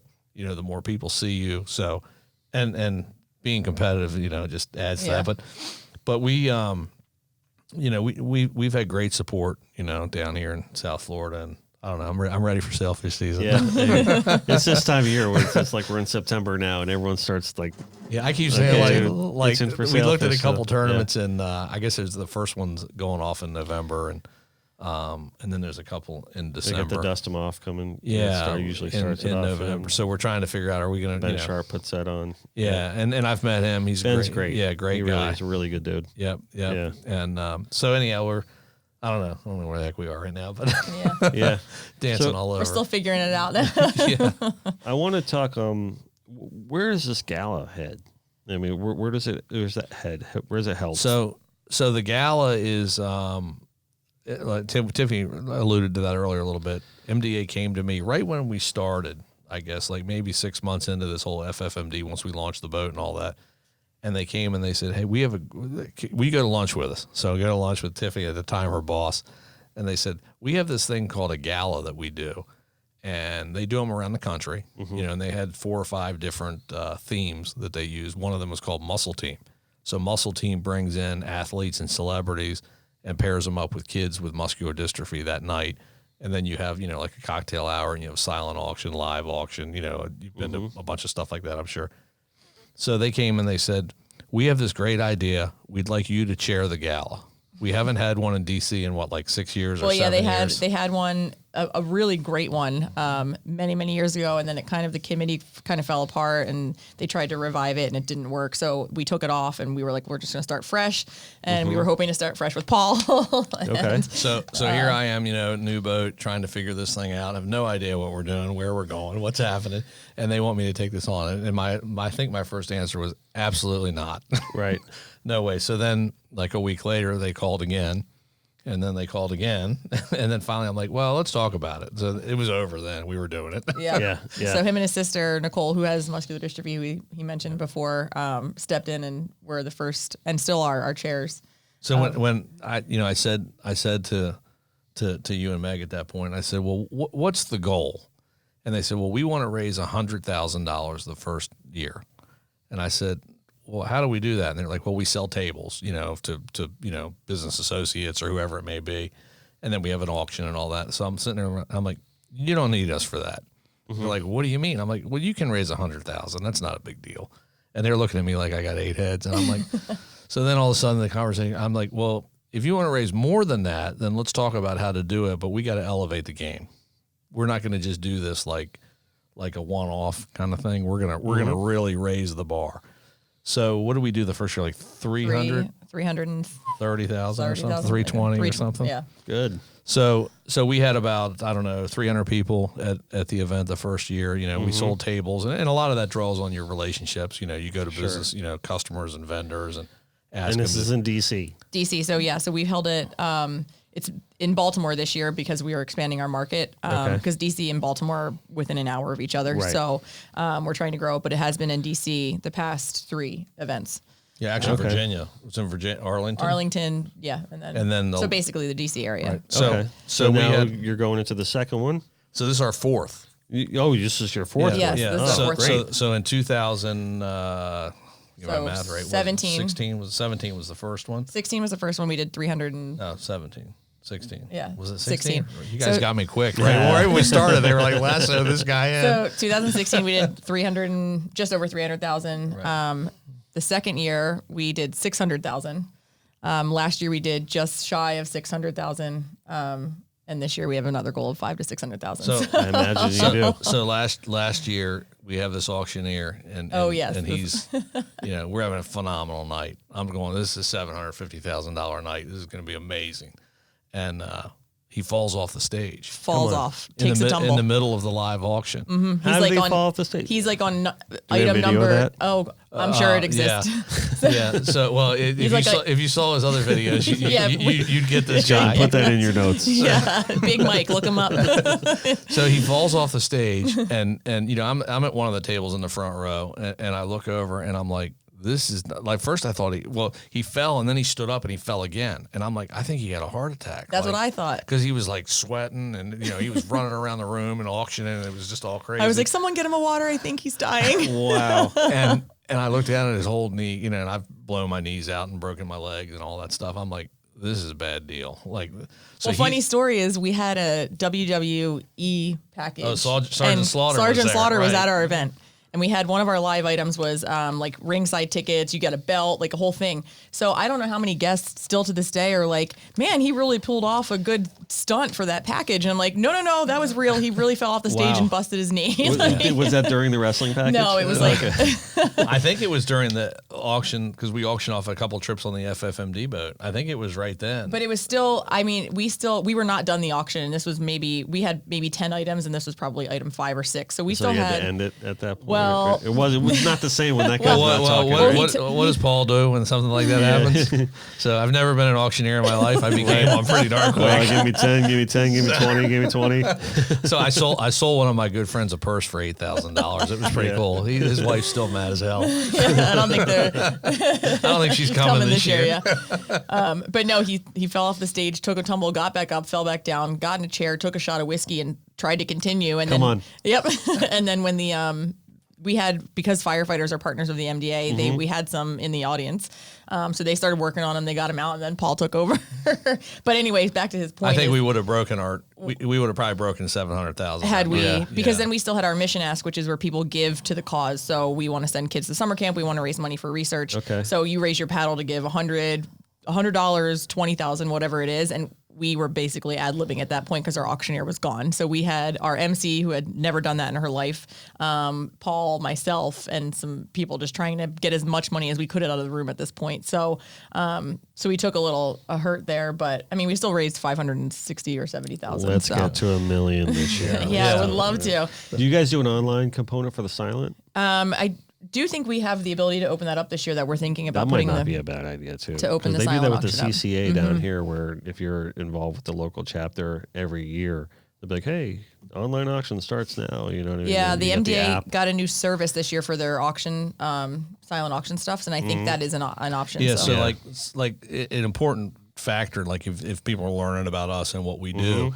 So that event, a lot of our events we do, they're FFMD events, like the fishing tournament. We collect the money, we pay all the expenses, and then we go through the end, we run an income statement on the project or the job or the event, and then we sit down with MDA, and then we give them a big chunk of that money. This event, our gala, is an MDA. So for example, just straight MDA. this is all in. So the money all gets paid straight to the MDA. So Okay. one of the things that we do, like in my other business, a lot of my vendors, come. So we've taken really the FFMD platform and then leveraged the relationships and really my disease, and my sister's disease, to go out to our network of friends and associates and so forth and ask them. You have to ask, like you said, giving. You got to ask, hey, $5,000 is what our tables start at. That's a lot of money. It's a lot of money. And the nonprofit money dollars are so much more competitive than I thought when I got into this. I'm like, well, I'm in the for-profit world, and that's hard, and I do a pretty good job at it. So this is easy. No, it's the other way around. The other way around. Nonprofit dollars are really, Really hard. because you don't realize how many asks are being made to everybody every day. Sure. So, but all of this, so like when I go to like one of our vendors at Tanks Direct, my other company, or a customer, I'm asking them, to write a check to MDA to buy a table at that event. And what do we have? We had like 50 tables last year, Yeah. maybe. So some of those tables, people put 10,000, 15, 20, they start at 5,000. So and we have a committee of about 10 to 15 people that business associates and friends, mostly of his, that have joined and used their business relationships to help leverage some of those corporate giving dollars too. So that's one of the things that I don't think, that we try and always make people aware of. Like we're running our own events and we're doing our own things, but we're taking this whole platform, this FFMD platform, and we're expanding those relationships that we have, whether it's personal, whether it's business, whether it's fishing related, and then getting those people, to join this MDA movement. Really, it's fantastic. See, right there is proof in the pudding that what you guys are doing goes right to the bottom line. Yep. Yeah. It goes right to those kids at the camp. And people that may have never heard of MD or seen an MDA. I mean, we show a video from summer camp every year at the event because if you've never been, you don't quite understand it. And we have the kids in the room, and we've got 10 to 12 kids with MD there that are attending the event and really ingraining the mission into people that have otherwise would have no idea what muscular dystrophy is. And this isn't for Paul. This isn't to make people feel bad about Paul and his disease or his sister. I mean, he really doesn't do it for himself at all. I mean, obviously there is a component that he is with the diagnosis, but really it's for the kids and just the awareness piece of it that he wants to get out. Right. So. No, that's clear. And I noticed that right the first time I met you years ago at the Jimmy Johnson. I mean, your energy and your motive and just your character and your makeup in general was clear. Like right off the bat. That's just kind of who you are. I think like what you see is what you get. I can't. I went to work yesterday. Was it yesterday? I went to the sales meeting at work. Yeah, you went to work yesterday. I went to work. The running joke is, Paul's back in the office because I'm doing this so much. So I go and I sat in a sales meeting yesterday, and I'm like, I'm not going to say anything. 15 minutes in, I'm like, well, wait a minute. Why are we doing that? Like, they're probably like, get the hell out of here. but that's just like, I don't know. I just, I don't mean to say I have a gift and, sound like this pat on the back or whatever, but just the passion. And we talk about the power of positive thinking. We were talking about that last night for a piece that MDA is doing on us. Like there is no, like, if we say we're going to do it, like the failure is just not there. Right. Like you don't even think about it. Like if you're going to do something, you just do it. Lay the path and walk it. The only thing we're trying to do is win one of these sailfish tournaments. That's pretty darn hard. That's the hardest part. Right we're there. trying. Hey, we're part. going to keep swinging the bat, so maybe we'll get lucky one day too. But no, it's the ability to do that. And I remember I had someone way back when in the beginning say to me, "Well, what if this thing fails?" And I looked at them and I said, "Well, it's not possible." And they're like, "Well, what do you mean? Like you can't do this forever?" Like. We didn't have the following. We didn't have, the fundraising things that we were doing that help us with what we do. And I'm sitting there saying, well, think about this. My kids are watching their dad who has a disease say he's going to go do something with that disease. Like, how can I let it fail? And my kids go, oh, well, dad failed at that. No, like, right. It's not on the table. So that's probably why we go like as hard as we go. But you can't sit there. Your dad's living with denial. Now he's out in the open on this disease and failure. Like no, just doesn't cross your mind. Well, I think the other piece of it too is you're inspiring to all those kids to know that the kids that have muscular dystrophy this disease doesn't have to stop you. We got some great kids. Yeah. I mean, this disease does not have to slow them down. Yeah. Follow your passion. Don't let this disease define you because there's so many things that you can still do. You might have to do them a little differently, but don't let that disease stop you from achieving your dreams and following your passions. And I think he's a good example of that. You guys are inspiring me like by the minute. I really mean that. This is really great stuff. I mean, you guys are beautiful people. I mean that. I'm not just trying to whatever, but it's true. I mean, just the mere fact of, like, when I saw you guys coming out of the Uber car, right, and you're like, no, we flew in just for this. And I'm like, man. I was like, I'm sorry, we have all our luggage with us. But, you guys just hit me with a sledgehammer when you said that. I'm man, that is great. It's good. I mean, it's just what we do. It was, and originally, when I guess Vandy reached out, I was just going to come down myself. And then I actually watched a couple of the podcasts and Tiffany's been so instrumental. I mean, we could have brought our whole team. I mean, they're all, you guys are more than welcome anytime. they're all for critical, to the success of what we're doing. But it just seemed like a natural fit that we came down together and just, because, bringing her over from MDA, bringing Tiffany over and the relationship that we've built and the things that we've done, it just, sometimes 1 and 1, isn't 2, it's 3 or 4. And that's kind of, I think, what we've gotten with this. And, who knows what the next 3 is going to look like, but I'm sure it's going to be big. Yeah.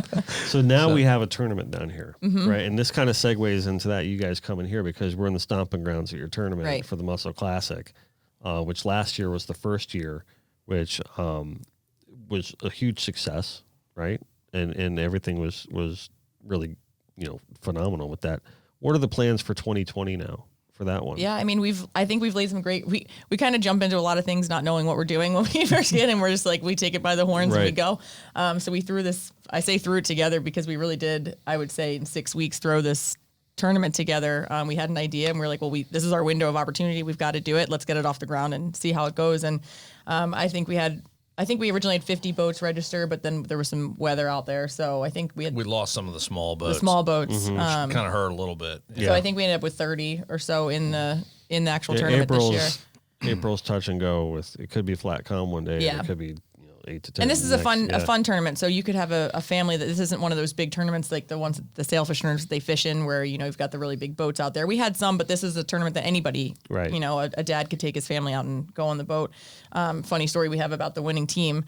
But we had 30 boats and we've met some great relationships in that first year. So now we've got some commitments from people that we didn't know that they're going to help. We have some boat clubs that are going to help recruit some boats for us. And we've got our sponsors of obviously you, and we've got Big Dog Tackle and Sundance Marine, which is one of the Everglades dealers behind us. So we've got a really good team to move into. And that's how that kind of started. Sundance reached out to me and they said, hey, we want to hold a tournament. And I'm like, okay, this is like the gala call. Yeah. I'm like, okay, well, we don't really know much about it, but we want to do a tournament. I'm like, it's a lot of work. And then that went, what do we have? And this was on the heels of our gala last year. So we 4 were or 5 conference calls and it just came together. Yeah. It just, I guess, you put people together and they can do some amazing things. It came together. It was a great success. Yeah. And we can't take all the credit because Big Dog, Trey at Big Dog and Katie and Shay and Sean over at Sundance that were, instrumental in pulling us off too. And well, even Jamie too, Jamie from Blue Water came over and Jamie Bunn. Yeah. And I actually called Jamie and I think I talked to Valerie because we were really fishing Valerie and Todd's tournament and Jamie's tournaments down here. So, and I'm pretty sure I talked to Todd and told him, I did because we talked to Jimmy Johnson about it, but right before we announced it, because we announced it somewhere right around Jimmy Johnson. Right before Jimmy Johnson, I think we announced we were going to do this Muscle Classic tournament. And I'm like, okay, business hat goes back on. Somebody's going to think we're coming for them. You know what I mean? Yeah. So I remember calling Jamie and I said, hey, Jamie, this is what we're doing. I just want to let you know. And I remember him saying to me, I can't tell you. I said, we're not a threat to your series. We're not, there's 100 tournaments, 1,000 tournaments, whatever. We're not trying to come down here and take over what you're doing. We're trying to do something, to build our brand, to educate people about MDA, raise some money for the kids with muscular dystrophy. So I talked to Jamie about it. I remember Jamie saying to me, he says, I can't tell you how, what was the word he used?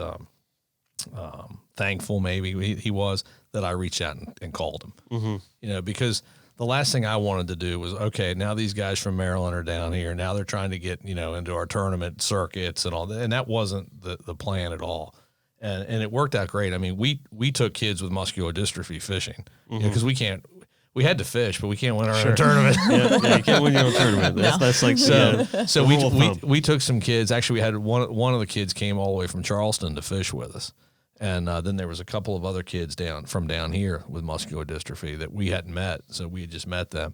And we took them out on the boat with us fishing. And it was great. I think actually my daughter was with us and she caught a sailfish. That was her first sailfish she caught. Oh, that was her first sailfish in the first tournament? Oh, my youngest daughter. That's a great memory. That's great. So, they've all caught white marlin and a bunch of them caught sailfish.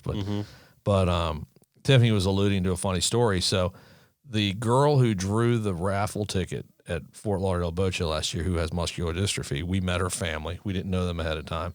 And somehow, I guess MDA shared the event out on, they have regional offices around the country, and the South Florida MDA office shared the event out. And their family that drew the ticket, they said, well, we're going to fish the tournament. I'm like, okay. So they come up and they sign up for the tournament.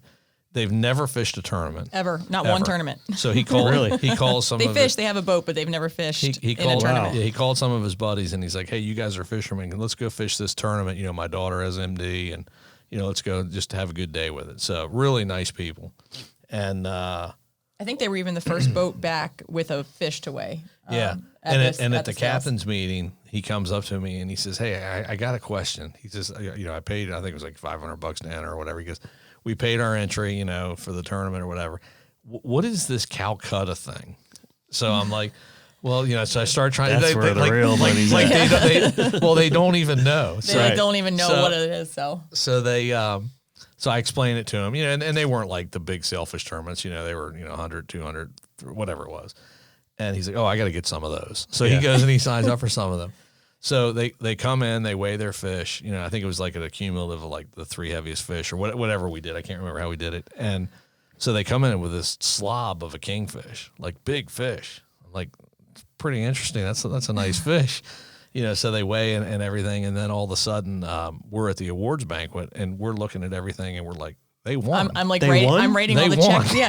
I'm rating all the checks out. I didn't even know that. No. So we're rating all the checks out, like the, you know, the big checks. And I'm like, Team Crizzy. I'm like, Team Crizzy won? Like, they've never even been in a tournament. So we get there, and the daughter and the mom were there for the awards piece, just because, you know, the kids come out. Because it was MD. It was or MD, so MDA, they were there just because it was an MDA event, and they were going to help give out the awards to all the teams. None of the team came back, and we asked the mom. We were like, oh, we didn't tell her that they had won yet. She had no idea.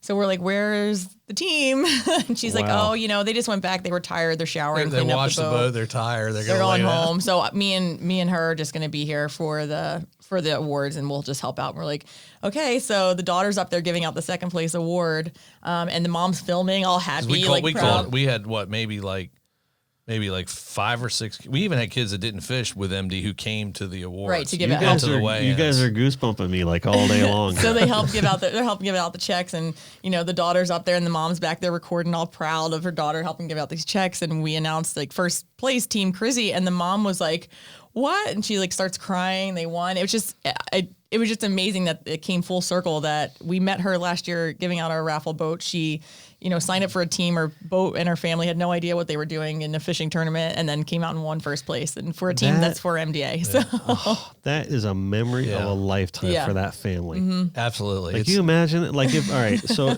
let's, nothing for nothing, but if, like, let's say, like, a professional captain comes in, now let's fish this MDA tournament, they win it. It's like, all right, cool, we won that tournament.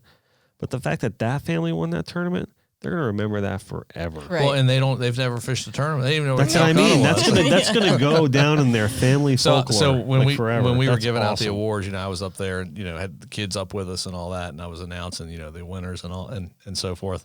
And I said, I have a piece of advice for you. Stop fishing tournaments. right. Because it. you won your first one, just quit now. That's good. You'll stay way ahead. Yep. But I would fully expect them to come back this year. And it was really like the dad just reached out to his buddies. I don't know if they were work buddies or neighborhood buddies or whatever, and was like, hey, I want to fish this tournament. I don't really know, you know, what to do. We're just doing it because it's an MDA tournament. Yeah, we're just going to go do it because it's fun. And, you know, my daughter has muscular dystrophy, and then they win. It's That like, is great. It's just Yeah. crazy. We got to have them on the podcast. Yeah. Why don't we do that? Why don't we have just before the tournament, because you guys will be down here and everything. Yep. We'll do a podcast. We'll bring Perfect. them. That'd be Yeah, great. that'd be You know, great. the Yeah. last year's winners. Yeah, yeah. That'd be great. Bring Yeah. them in, and they're just fantastic. Yeah. You know, So our tournament next year is the weekend of April 18th. And, you know, we're working again with you to help design some of our marketing and And our we're even logos. step it up even further this year. Yeah, Yep. we're going to do a lot more. Yeah. So we've got, again, Big Dog and Sundancer, you know, backing it. And our team, actually, Katie from Sundance was texting me this morning. So, yeah, we're rolling. But I want to go back a minute too to the kids, and Yes, please. You hear me? I talk a lot about the kids, so you know we've got a group of kids that we've met around the country, you know, fishing these tournaments, and it's pretty amazing. Like, I mean, just yesterday or the day before, one of the kids shot a bear, and I got a picture of him in an all-terrain like wheelchair. Then he shot this bear. He's a hunter and a fisherman, you know. Wow. And but they send us pictures of them catching fish all the time, and I don't know, we've probably got, you know, we know a lot of kids, but we've probably got, I don't know, 12 or 15 kids around the country that are almost like family to us. You know what I mean? Yeah, for sure. And it's pretty cool. You know, we've got for people that haven't seen us before, everything we have, you know, we have like a wrap design on the boat. You know, we have trucks that are wrapped. You know, Ford's done some stuff with us to help us out there. And when we go down the road, we look like a caravan. Like I call it the NASCAR caravan. You know, we've got the big enclosed trailer, and we've got the raffle boat. You know, sometimes we have 3 trucks, 3 trailers going down the road. You know, with a big boat, you have to go to a truck stop. You can't get into, you know, a regular gas station or anything, and you get in there, and then you can't leave. So like you pull in with this caravan, and everybody comes over, and you're there for an hour. Everyone wants to know. Everyone wants to know. Yep. And then you're handing out, here's the card on the raffle, and, you know, here's my business card, and hey, here's some stickers, you know. Or people will get Facebook messages of people saying like, "Oh, I just saw you guys down on 95." Well, that's what happened like with Cooper down in Mississippi. So a couple of years ago, we fished the Mississippi Billfish Classic, which we love that tournament. It's a double overnighter. That's the one they do the parade. The parade in right? front of Yeah.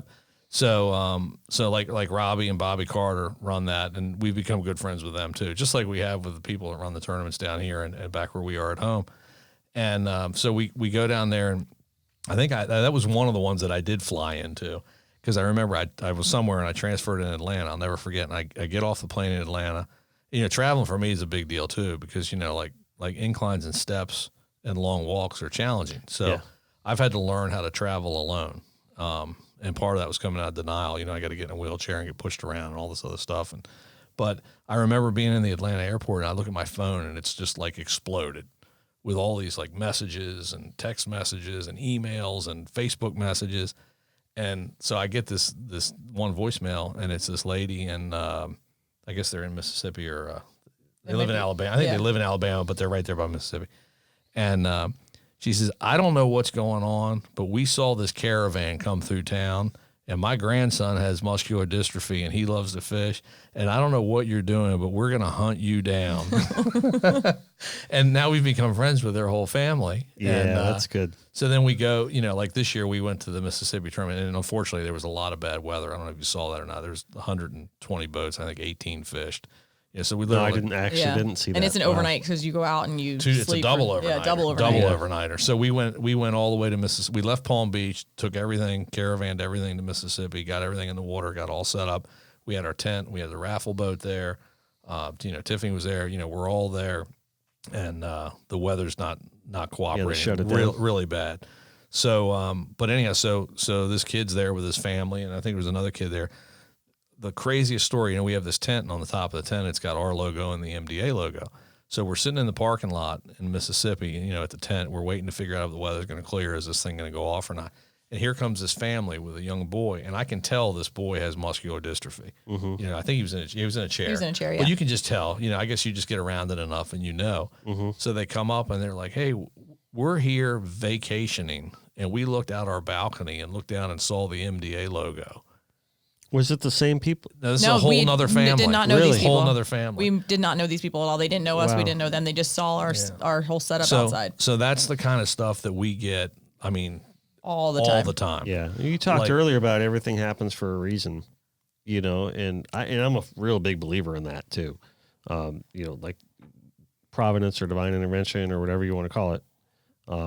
You know, it's when you put it out there, you know, people are going to come in. Like if you build it, they will come, kind of thing. That's kind of the theory that I see here, and that's great. So they came down. Oh, they came down. They hung out for a little bit. And you know, we sell our shirts and hats and all that stuff at all of our events. But every time we meet an MDA family, or even if like a lot of MDA families will send us Facebook messages, and I mean we get hundreds of them. We always are like, you know, what size shirt do you wear? You know, and they're gimmies. I mean, they get them, you know. And our shirts, you know, you'll see us post a lot, you know, on our social channels. Like a lot of people, you know, we always like take pride when somebody sends us a picture and they're in Hawaii or they're in California. Wearing an FFMD wearing shirt. an FFMD shirt. And it's kind of become like the thing to do. Yeah, I see it on social media all the time. Yeah, and there's like some people are always like, hey, I want to be the furthest the one that gives you the picture that's the furthest. Hey, I'm in Texas. What do you think? I'm like, no, sorry. We'll still take the picture and post it.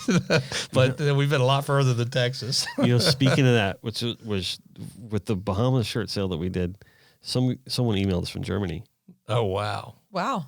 Yeah. Like we want to buy a shirt. Like, do you deliver to Germany? I'm like, no, but We will now. yeah, Figure it out. one shirt, no problem. I don't care how much it costs us. We're going to get you a shirt. But it is cool. Like, how many times do we see people wearing our shirts all the time now, and somebody's like, "Oh, there's a guy in your shirt. You should go. Who's that?" I'm like, I have no idea. Yeah. Yeah. But we do, and I remember, another young guy that we know was in. He tells me he was in Crested Butte. Where's that? Iowa? No, Crested Butte, Wyoming. Wyoming. Wyoming, I think, somewhere out there, Yeah. wherever it is. And he was in this little airport, this little one gate airport, and he's walking through the airport, and two people walk by wearing our shirts Oh yeah. all the way out there, and it's just that's good. It's pretty cool, to see all that, and it's I don't know, what do we figure? We had something like, I don't know, 6,000 or 7,000 shirts out there, that are in the marketplace. Yeah. A lot. That's great. But it's cool, you're sitting in a restaurant or something, and you look up on the bar stool and you see your logo on the back of somebody's shirt, and it's nobody's thinking about none of those people were thinking about muscular dystrophy at all. Right. Obviously cancer is the big one. Everybody's always talking about cancer and all that, but muscular dystrophy is more of a narrower disease, and it doesn't get the promotion and all that. So I like to think that we've really brought that national awareness. You brought awareness to me. To be honest with you, it's like, okay, I kind of had a roundabout idea what muscular dystrophy was, but last night I did some research. I'm like, I got these guys coming on. I'm going to have to actually sound like I know what I'm talking about. You know what I mean? So, but what I didn't realize is that there's no cure. There's no cure. There's for no it. cure. And the age range is where people mostly accumulate it is pretty specific. Like it's mostly like younger people get it, but it can have there's different kinds of types. There's like 45, 46 different types of it. ALS is actually one of them too. And they each present themselves differently. They can be genetic, they can be sporadic, and that's some of the troubles of trying to find a cure is because there's so many variations of it. And it's sometimes some of the lifespans are a lot shorter, so there's not enough time to study it and find the science behind it. So, MDA has actually come up. I think there's been 7 or 8 treatments, first of their kind in the last 5 or 6 years, but that's it. It's taken so long because it's just such a tough disease, and it is so small. It's a niche disease. So it's not like cancer where there's, billions of dollars being poured into it because, you may not even know that somebody affected by muscular dystrophy, but they are. So one of the things that I noticed about it, at least when I was doing my unreliable internet research, right, is that it's generally an acquired thing or a thing that develops at a certain age. Yeah. So and then progresses. But is that detectable like at birth if they some did? of them now, like for you weren't diagnosed until later, and no, but I can look back like as a kid and see things now that so mine's a genetic mutation that I got from my mother and father, which is like 1 in a billion chance or whatever. They each had a bad copy of a gene. So kind of like blue eyes being recessive. Sure. I got that gene, both genes from my mom and dad. My youngest sister got both of those. And I noticed also they said it's very rare in women. Well, that would be more like Duchenne. So Duchenne's is Duchenne. probably Okay. That's probably again my ignorance. Yeah. So Duchenne's is really really common. Most of the people with Duchenne's are young boys. Okay. And most of the lifespan on that historically has been like 16 to 18, and so now it's about they were living into their 25. 30s. They're going to. 10, 15 years ago, to graduate high school with Duchenne would have been like a major milestone. But now kids are graduating, going to college. It's a whole new thing that people with MD are having to learn how to do because they never had to learn how to go off to college and take care of themselves or find a partner in life or, work through a marriage with a disability like that or get a job and move away from home and not have mom and dad around to help take care of you. So, science and the advances in science have helped the quality of life to live out of their teens and really expand and have a full fulfilled life. Yeah, that's great. Yeah, that's great. Then that's what makes it worth it, right? At the end of the day, you want everyone to have a good life. Mm-hmm. And you want to make, even though that there's no cure per se, or maybe there's one on the horizon, maybe the right research can be done, and maybe some of the money and the give goes towards that. But ultimately, I think you want the people that do have it, you want to take care of them and make sure that they have a quality life, just like the rest of us deserve. Everyone deserves a quality life. They didn't choose this deck. Right, exactly. I often say that this whole FFMD thing became my therapy. Mm-hmm. I'm sure. And I wonder, and I have progressed worse. I'm worse off today than I was when I started FFMD physically.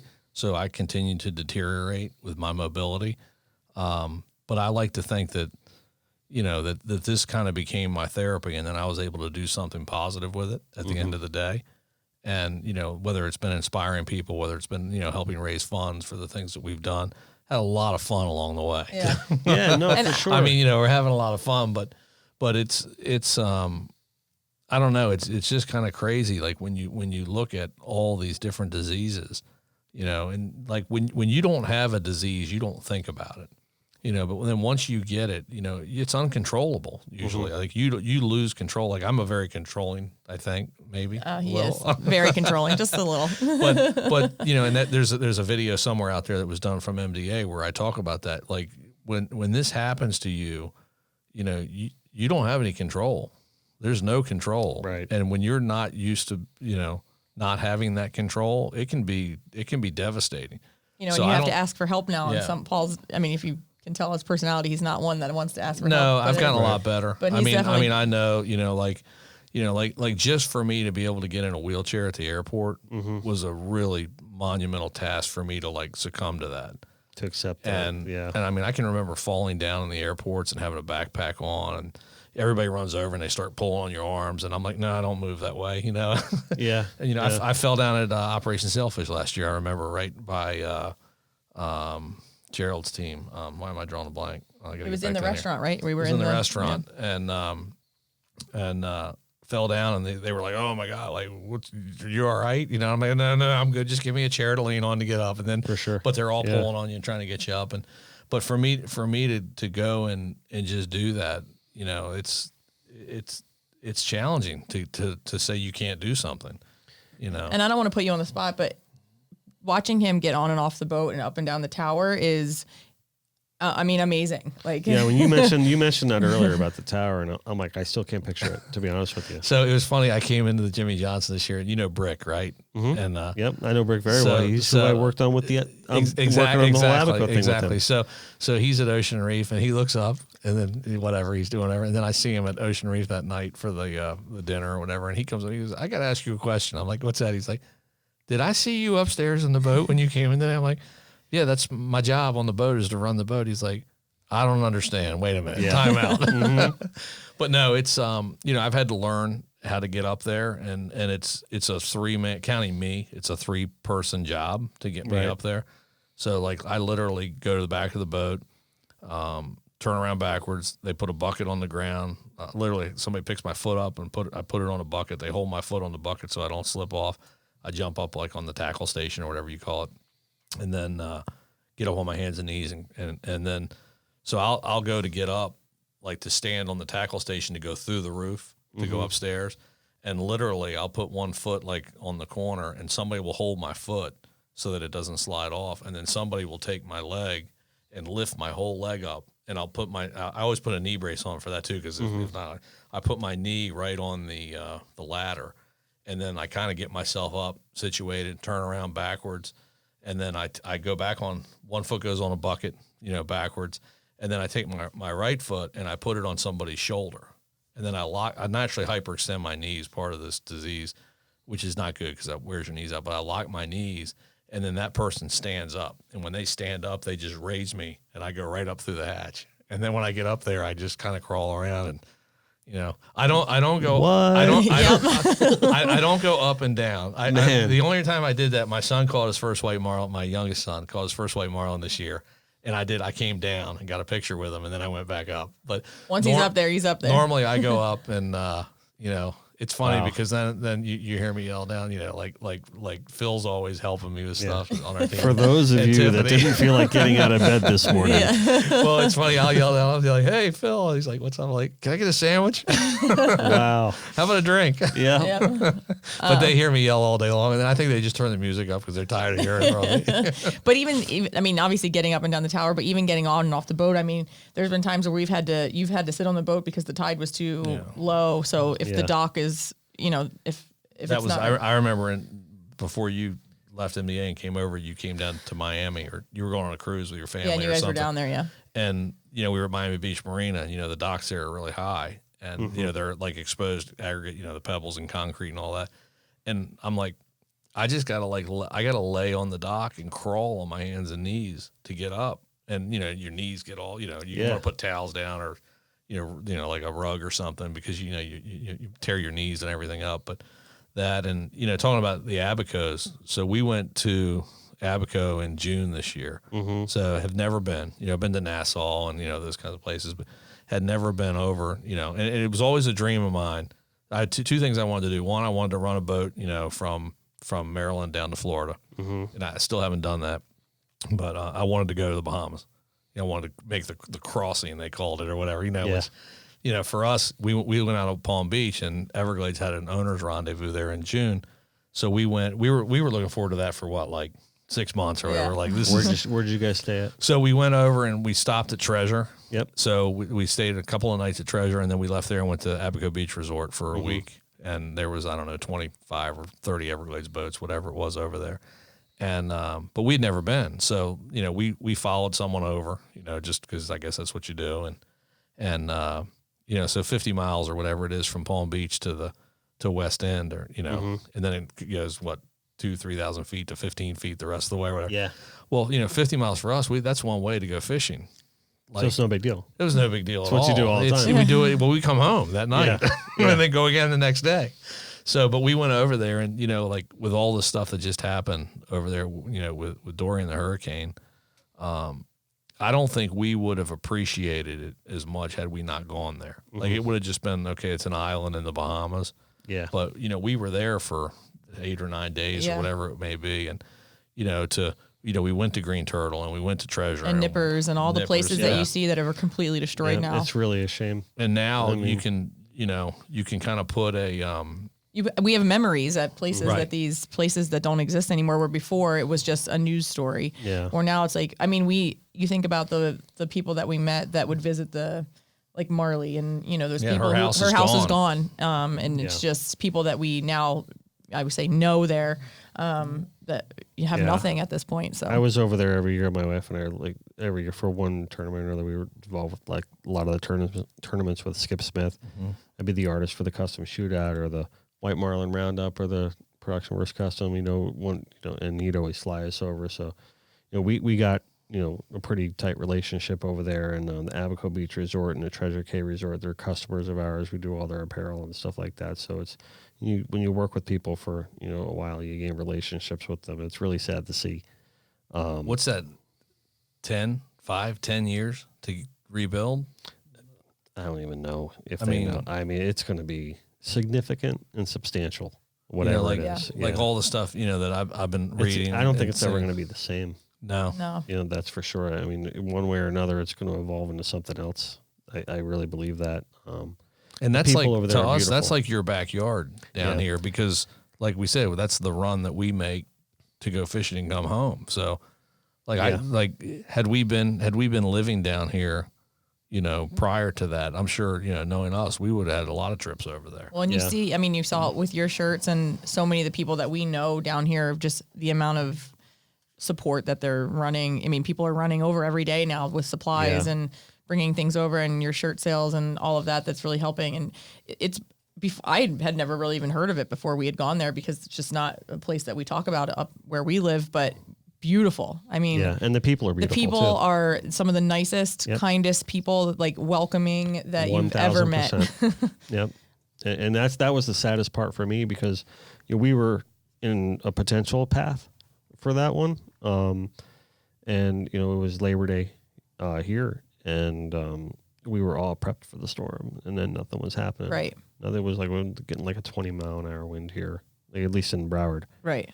And people were like, well, we're not even going to board up because the projections got this thing going north. And so it was Labor Day, and everyone had off anyway, and everything was closed, and schools were closed, businesses were closed. And we're all just watching this storm on TV go literally 0 miles per hour, ripping apart Marsh and Freeport. And I was climbing the walls. First of all, you're bored because there's nothing to do. Right. Right. And then second of all, the only thing on TV is the weather. Right. So I told my wife, I'm like, I need to go to the studio. So I came into the studio and I literally ripped garbage bags off of my computer because we had prepped. Right. And I laid out the shirt and I put something up on Facebook thinking, maybe this is therapeutic for me because I feel helpless because I know so many people over there. And I put it up on Facebook thinking, maybe we'll get a couple of hundred things. Maybe we'll do our part, do something. Holy moly. Yeah. I mean, it was just like, the response that we got from everybody was just really inspiring. And then I just quickly linked up with Brick and I said, hey, Brick, this is going to be, I can't handle this on my own. So I'm going to just channel that right to you and Bruce Marks, and you guys can just handle whatever comes of it. And they're like, no problem. We got it. And I said, just everything's going direct, or the Church of God over there in Marsh and the Marsh Fire Department and everything like that. So everything is going right there. So at least that made it kind of accepting for me. Like, okay, we'll bear the brunt of this for the week and take our website was down, whatever, taking all these orders manually. It was really kind of a very daunting task. So, but worth it at the end of the day. Right. For sure. 1,000%. So I just hope that,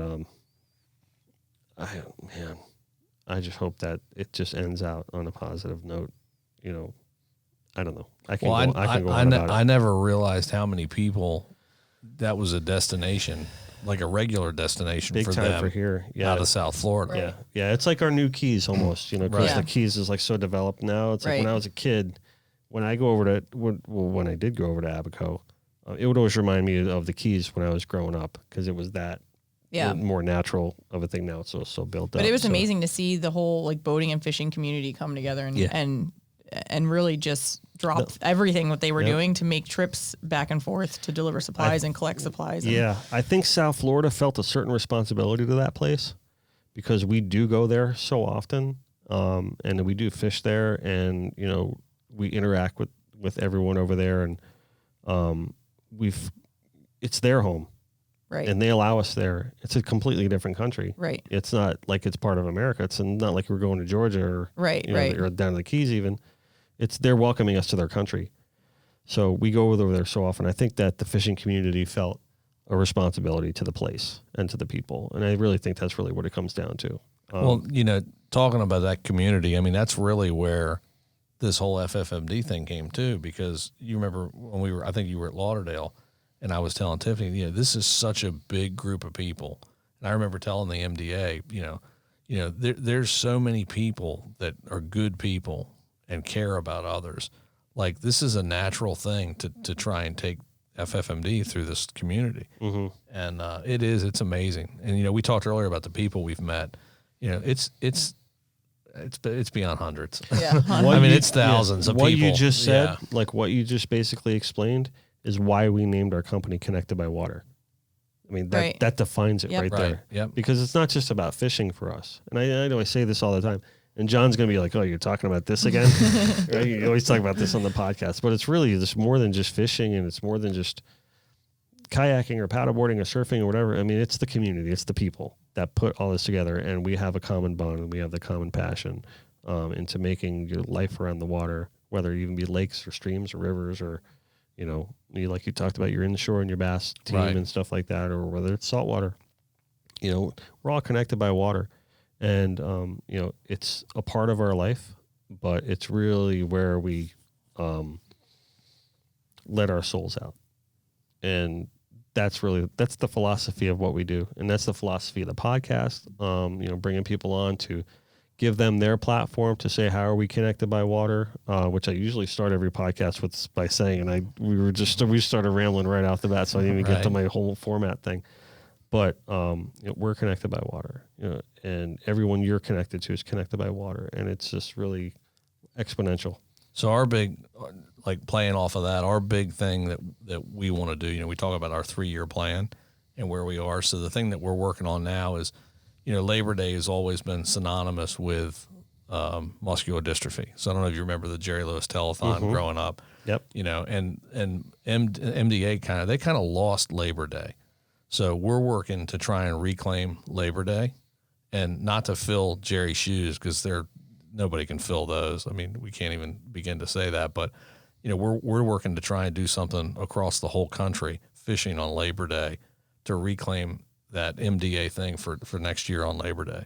So that's part of our big plan is, you know, how do we grow and how do we build this? And, you know, we've got this magic number of 100,000 people doing an activity on throwing a line in a pond in the backyard or going rivers, offshore right. and Right.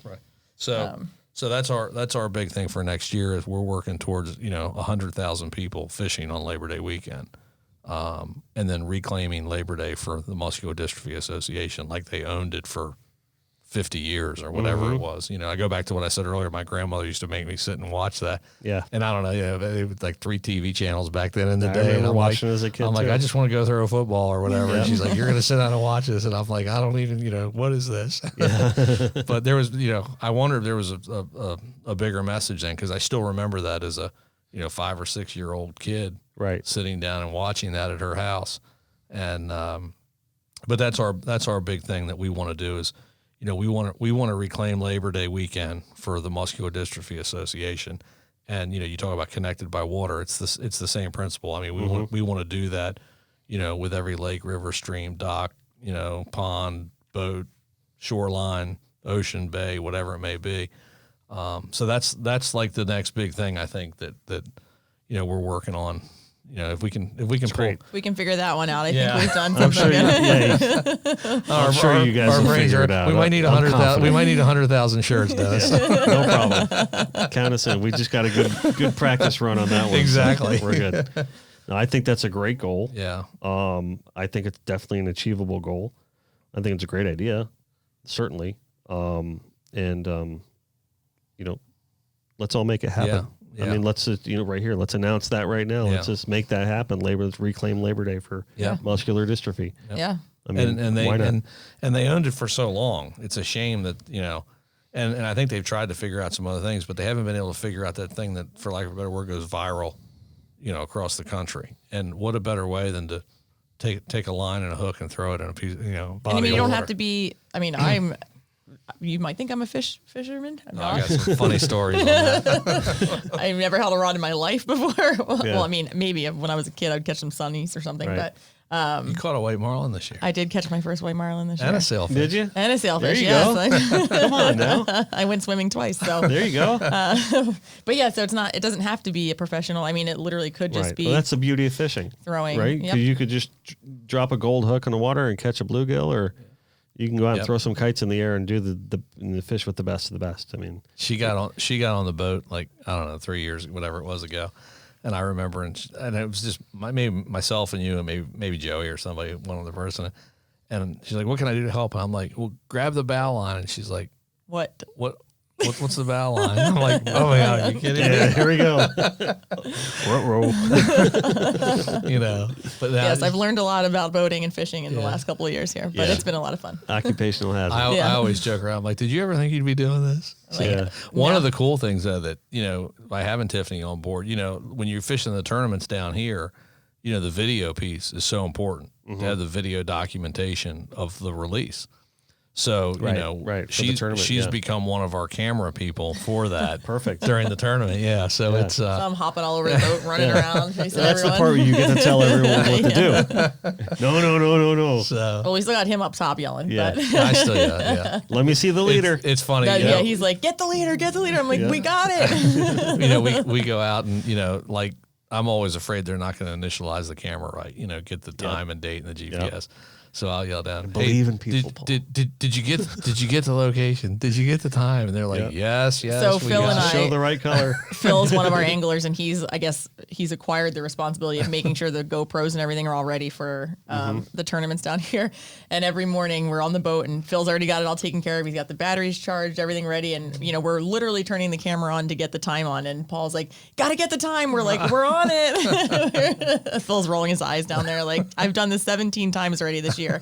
I'm good. Wow. But you never know. It's I mean, it's his job to check. that's my captain. job. Yeah, I got to make Yeah. sure that it's all right. That's awesome though that you guys are doing this and you enjoy it. And you guys just have fun with it. I mean, because the zeal, it's you gotta have it. It's got to be there. Yep. I know you guys are on a mission. Yeah. You know what I mean? But it's great that you can bring sunshine into this. Yeah, Yeah, we've had I mean, a lot of fun doing it. A lot of fun. And I mean, I don't want people to think it's a lot of work. I mean, not just Sure the it is. tournaments, but the galas and the golf tournaments. I'm not a 9 to 5er either. So Yeah. it's good when somebody's available at like 10. Yeah. When I have one of these ideas, hey, Yeah. but it's a lot of work, but there's a lot of reward and there's a lot of fun. I mean, our team has a lot of fun. So That's great. So how are we going to promote FFMD? We got at what? So we're at Fishing for MD. Fishing for MD. FORMD. Okay. You can always hit hashtag FFMD and everything will pop up too. Okay. So, we've got Instagram, Facebook. That's where most of our stuff is. We've got a Twitter handle and which doesn't do as much that we have, but and then YouTube also, which we need to put more up. We've got a ton of video stuff. Right. We need a film editor. I got one for you right here. John, you want a new job? That's his forte. Yep. Yeah, that's his thing. And or you can go to the website. Obviously, the boat raffle is ffmdraffle.org. Or our website is obviously fishing4md.com, just like our handles on Facebook and Instagram. Always encourage people to follow us everywhere we go. That's a big thing that they can do to help us. Follow us and then share the things out there. We just did a special this month with Pelagic. Pelagic. We were with them at the White Marlin Open, and they offered to put in kind of like a September package. So we announced that on our social, and that's really helped drive a lot of raffle ticket sales. So basically, if you buy a ticket in the month of September, you also get entered to win that Pelagic. It's like a $400 Pelagic gear package. So Oh, cool. Cool. Yeah, it's like a raffle within a raffle. We did that with Maui Jim, I think, last year, and just some different things. But that's that's like a lot of stuff. Like for us is really trying to build that audience and get people to follow us. Yep. So anything they can do to follow us on social is We'll great. have to come up with a Connected by Water initiative too. Yeah, that we're would be all in great. on that. Yeah, for sure. And I would encourage other people, I mean, obviously check us out, but also learn about muscular dystrophy and check out the summer camps Right. and, And there's summer. Give. There's Yeah, and give. Like, And give. It's, I don't think it's too much There's to ask summer people camps to give across- too, because that's really ultimately what needs to happen. Yep. Awareness is great, but you got to give. There's summer camps right here in Florida, and if anybody ever wants to attend one to see what it's about, just let us know. Because on that sponsor day, which is usually a Wednesday, you can go there and just spend an hour, and it's pretty amazing when you see 50 kids, and the smiles ear to ear. They're not complaining. They're not whining. They're in the pool. They're fishing. They're horseback riding. They're people are taking them out of the wheelchairs, putting them on horses. I mean, it's just It's And when you just say give, amazing. you don't have to give dollars. You can give time. You can give supplies. You What's can more give, valuable than that? So, Right. like it is, if it is just spending an hour, I mean, you could spend a week there volunteering as a counselor, but you could also spend an hour down there helping a kid do a craft or, taking part in the zip lining or whatever it is. But just learning, I mean, I think the big piece of it is just knowledge and the awareness piece that we. The kid slogan is it's the best week of the year. Yeah. Really, That's what great. they say. It's the best week of the year. To be one of those one-to-one people, do you need to be certified in any certain Nope. thing? You just need to be You have to be able 17 and years willing. old. I mean, they go through an interview process, but you don't have to be like You in a got medical So You background. got to have a anyone can do background check. You Yeah. got to go through. Yeah. The basic stuff. Anyone but can do it, people. anyone can do it. You have to be 17 years old, Right. but yes, you have to obviously go through the interview process. But you don't have to be a nurse or a doctor to do this. I Right. mean, there's Or high an school occupational kids. therapist Nope. or anything like that. Yeah, that's great. So, like you said, his daughter did it. She's going to be a NASA astronaut one day, but she's that's not a joke. Oh, that's right. Yeah, she's doing. Tell me about that again, real So quick. she's at Virginia Tech. So I have my oldest son's at Alabama. My wife and I went to Clemson.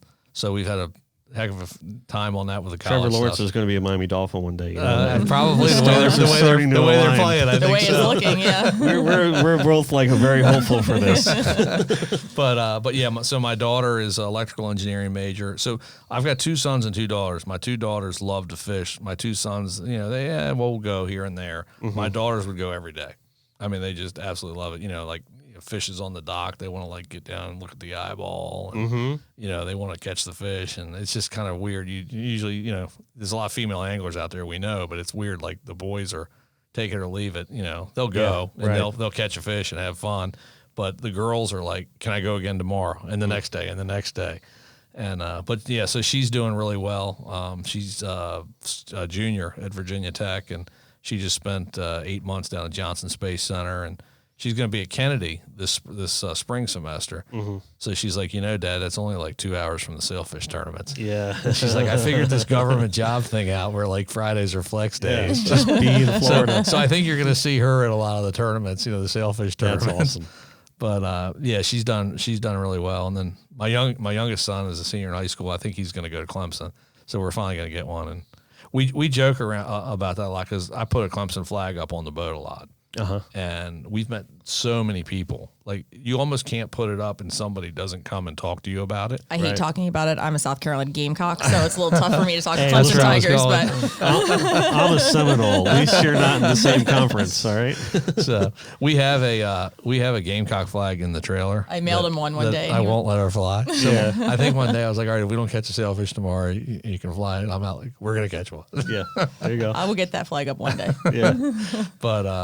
But yeah, no, so I don't know. We talked about Catherine, Yeah. but yeah. But anyway, so what I was going back to was his daughter was a counselor, and she Right, has no right. medical background. So I Yeah. mean, it doesn't have to be. No, you can. They have staff there that have medical backgrounds, but Sure. They have to be there. Right, like so we have Yeah. full-time nursing and doctors there to help because if obviously those kids need anything, we have to have someone on hand. But no, to be a volunteer for the week, no, you have to have no professional background experience in caretaking or medical or science. It's I love it. just you I have gotta to tell check you, all the boxes yeah. that require. I got to tell you a funny story about camp. So we went to one of the camps in Apopka, Florida. So My brother used to live there. Again, there's camps all over the country, so we try and go to a couple of 2-3 camps a year, whatever it may be, wherever we are. And we were leaving. I think we were leaving Mississippi from the tournament a couple of years ago. And I'm like, well, we're going to go to this camp in Florida on the way home. So Lowe's was a big sponsor, hardware for MDA for years. So we're like, we would call it, hey, can we stage in the parking lot? We've got this, 80-foot rig with this boat and trailers and trucks and all that good stuff. And you call the store manager and tell them what you're doing with MDA. They're pretty good. So we're sitting at this Lowe's, and I looked up at one of the guys on the team, and I'm like, I want to take the boat into the camp. He's like, the raffle boat? I said, no, the big boat. So I'm like, go down there and see what it looks like. So he comes back, and he's like, I don't think you can get in there. Now I'm driving the truck and the boat. I'm the driver. I'm like, nah, not a good thing to say to me that we can't do that. Yeah. I'm like, well, is it possible? He's like, it's possible, but I don't recommend it. I said, well, if it's possible, we're doing it. Yeah. So we go down. It's on this one lane country road, whatever, and you turn off. And so we turn off. I'm in the driveway, and it's gravel driveway. I'm driving the boat. I'm like, perfect, we're good. So we pull in, I got this whole rig down there. I got all these campers. I pull off the side of the road to park where all the cars are. Everything's good. We go to camp. They all come. They look at the boat. Now it's getting dark. It's time to leave. Get in the truck, put it in reverse to start backing out. And it was like hard packed gravel. Underneath it was all soft. The whole thing buries down to the hubs. No. Yeah. Quad axle trailer buried. I'm like, it's getting dark. We're out here in the middle of the woods, like in the middle of So Florida. that's what you meant by I'm not getting in there. Anyhow, like How'd you get it out? we had to call like one of these big tractor trailer wreckers Yeah. to come in and get us out. So we get out. Now it's dark. You're not allowed to drive after dark. We got the yellow lights flashing, the whole deal. It's an OD load. I'm like, well, it's dark. I got to go somewhere. So I go to the shopping mall, and I'm like, all right, we're going to park here for the night. So the security team comes up, and they're like, excuse me, you're not allowed to park here at night. I'm like, I'm not allowed to move. It's like an illegal load. I can't move it at night, Yeah. So They threw us out. They were like, They did? You can't stay. Oh, come on. No. So we ended up leaving. I'm driving this thing at night, bootlegging. I'm like, I'm going to get pulled over. What parking lot was this? It was some mall over in Opopka, somewhere over near there. Man. So, but anyhow, it's, I was just determined to take that boat into the camp for the kids.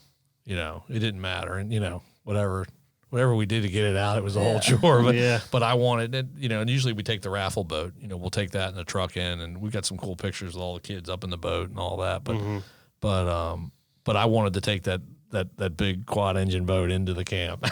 The kids got to see it and everything. Oh, yeah, they got to see get it. in, they climb on it, and That's good. the Yeah, counselors that's bring them in on it and Yeah. stuff. But That's awesome. we've had a lot of fun with we have a lot of stories like that we can share. So. lot. That's cool. Awesome. So Well, we are going to say thank you, guys. thank you Yes, for thank you having for us. having us and for doing everything else, the shirt designs and all of that stuff. And it's been a great partnership, and we're excited for what's to come. So. No doubt about it. And, listen, guys, support FFMD, support MDA, and give your money, give your time. I have to say give your money. Yep. I'm going to say give your money, damn it. We like money too. So. So give your money, give Yep. your time, give your shares on social media. This is a great cause. These are great people. Their hearts, their heads are in the right place. So let's support them. Yeah, So- we like, if we see somebody at a tournament that we haven't met or we haven't got to know, just we don't want to be overbearing. Like we're out there trying to talk to everybody about everything. So don't be bashful. Come up and just say, hey, can you tell me about your program or something? And we'd be happy to share it. But we're also not gonna dump on you. You know what I mean? We're not going to ask you to open up your checkbook Yeah. the minute you Yeah. talk to us. Yeah. No, that's the thing, because I think that's really the whole idea of what you're doing is you're just doing the awareness thing. You're not asking anybody for anything, but the influence is that hopefully one day that will convert, right? So We want to do a gala in Florida and a gala in New York eventually. So yeah, that's Those our are you our want to do a goals. gala down here? yeah, Yeah, that's one of our goals. Let's do it. So that's I'll help you with that one. okay. Yeah. Be, Those- care- 1000%. be careful. Those are our two next. They wrote me in pretty good. That's how I roll, man. No, man, it's good. I'm good. No, but that's I sort of on enjoy it. our 2 or 3 year plan Yeah, or whatever to yeah. have one down here too. to put So a big gala down here. So Okay. awesome. All right. Hey, So thank you. Thank you all very much for having us. Yeah.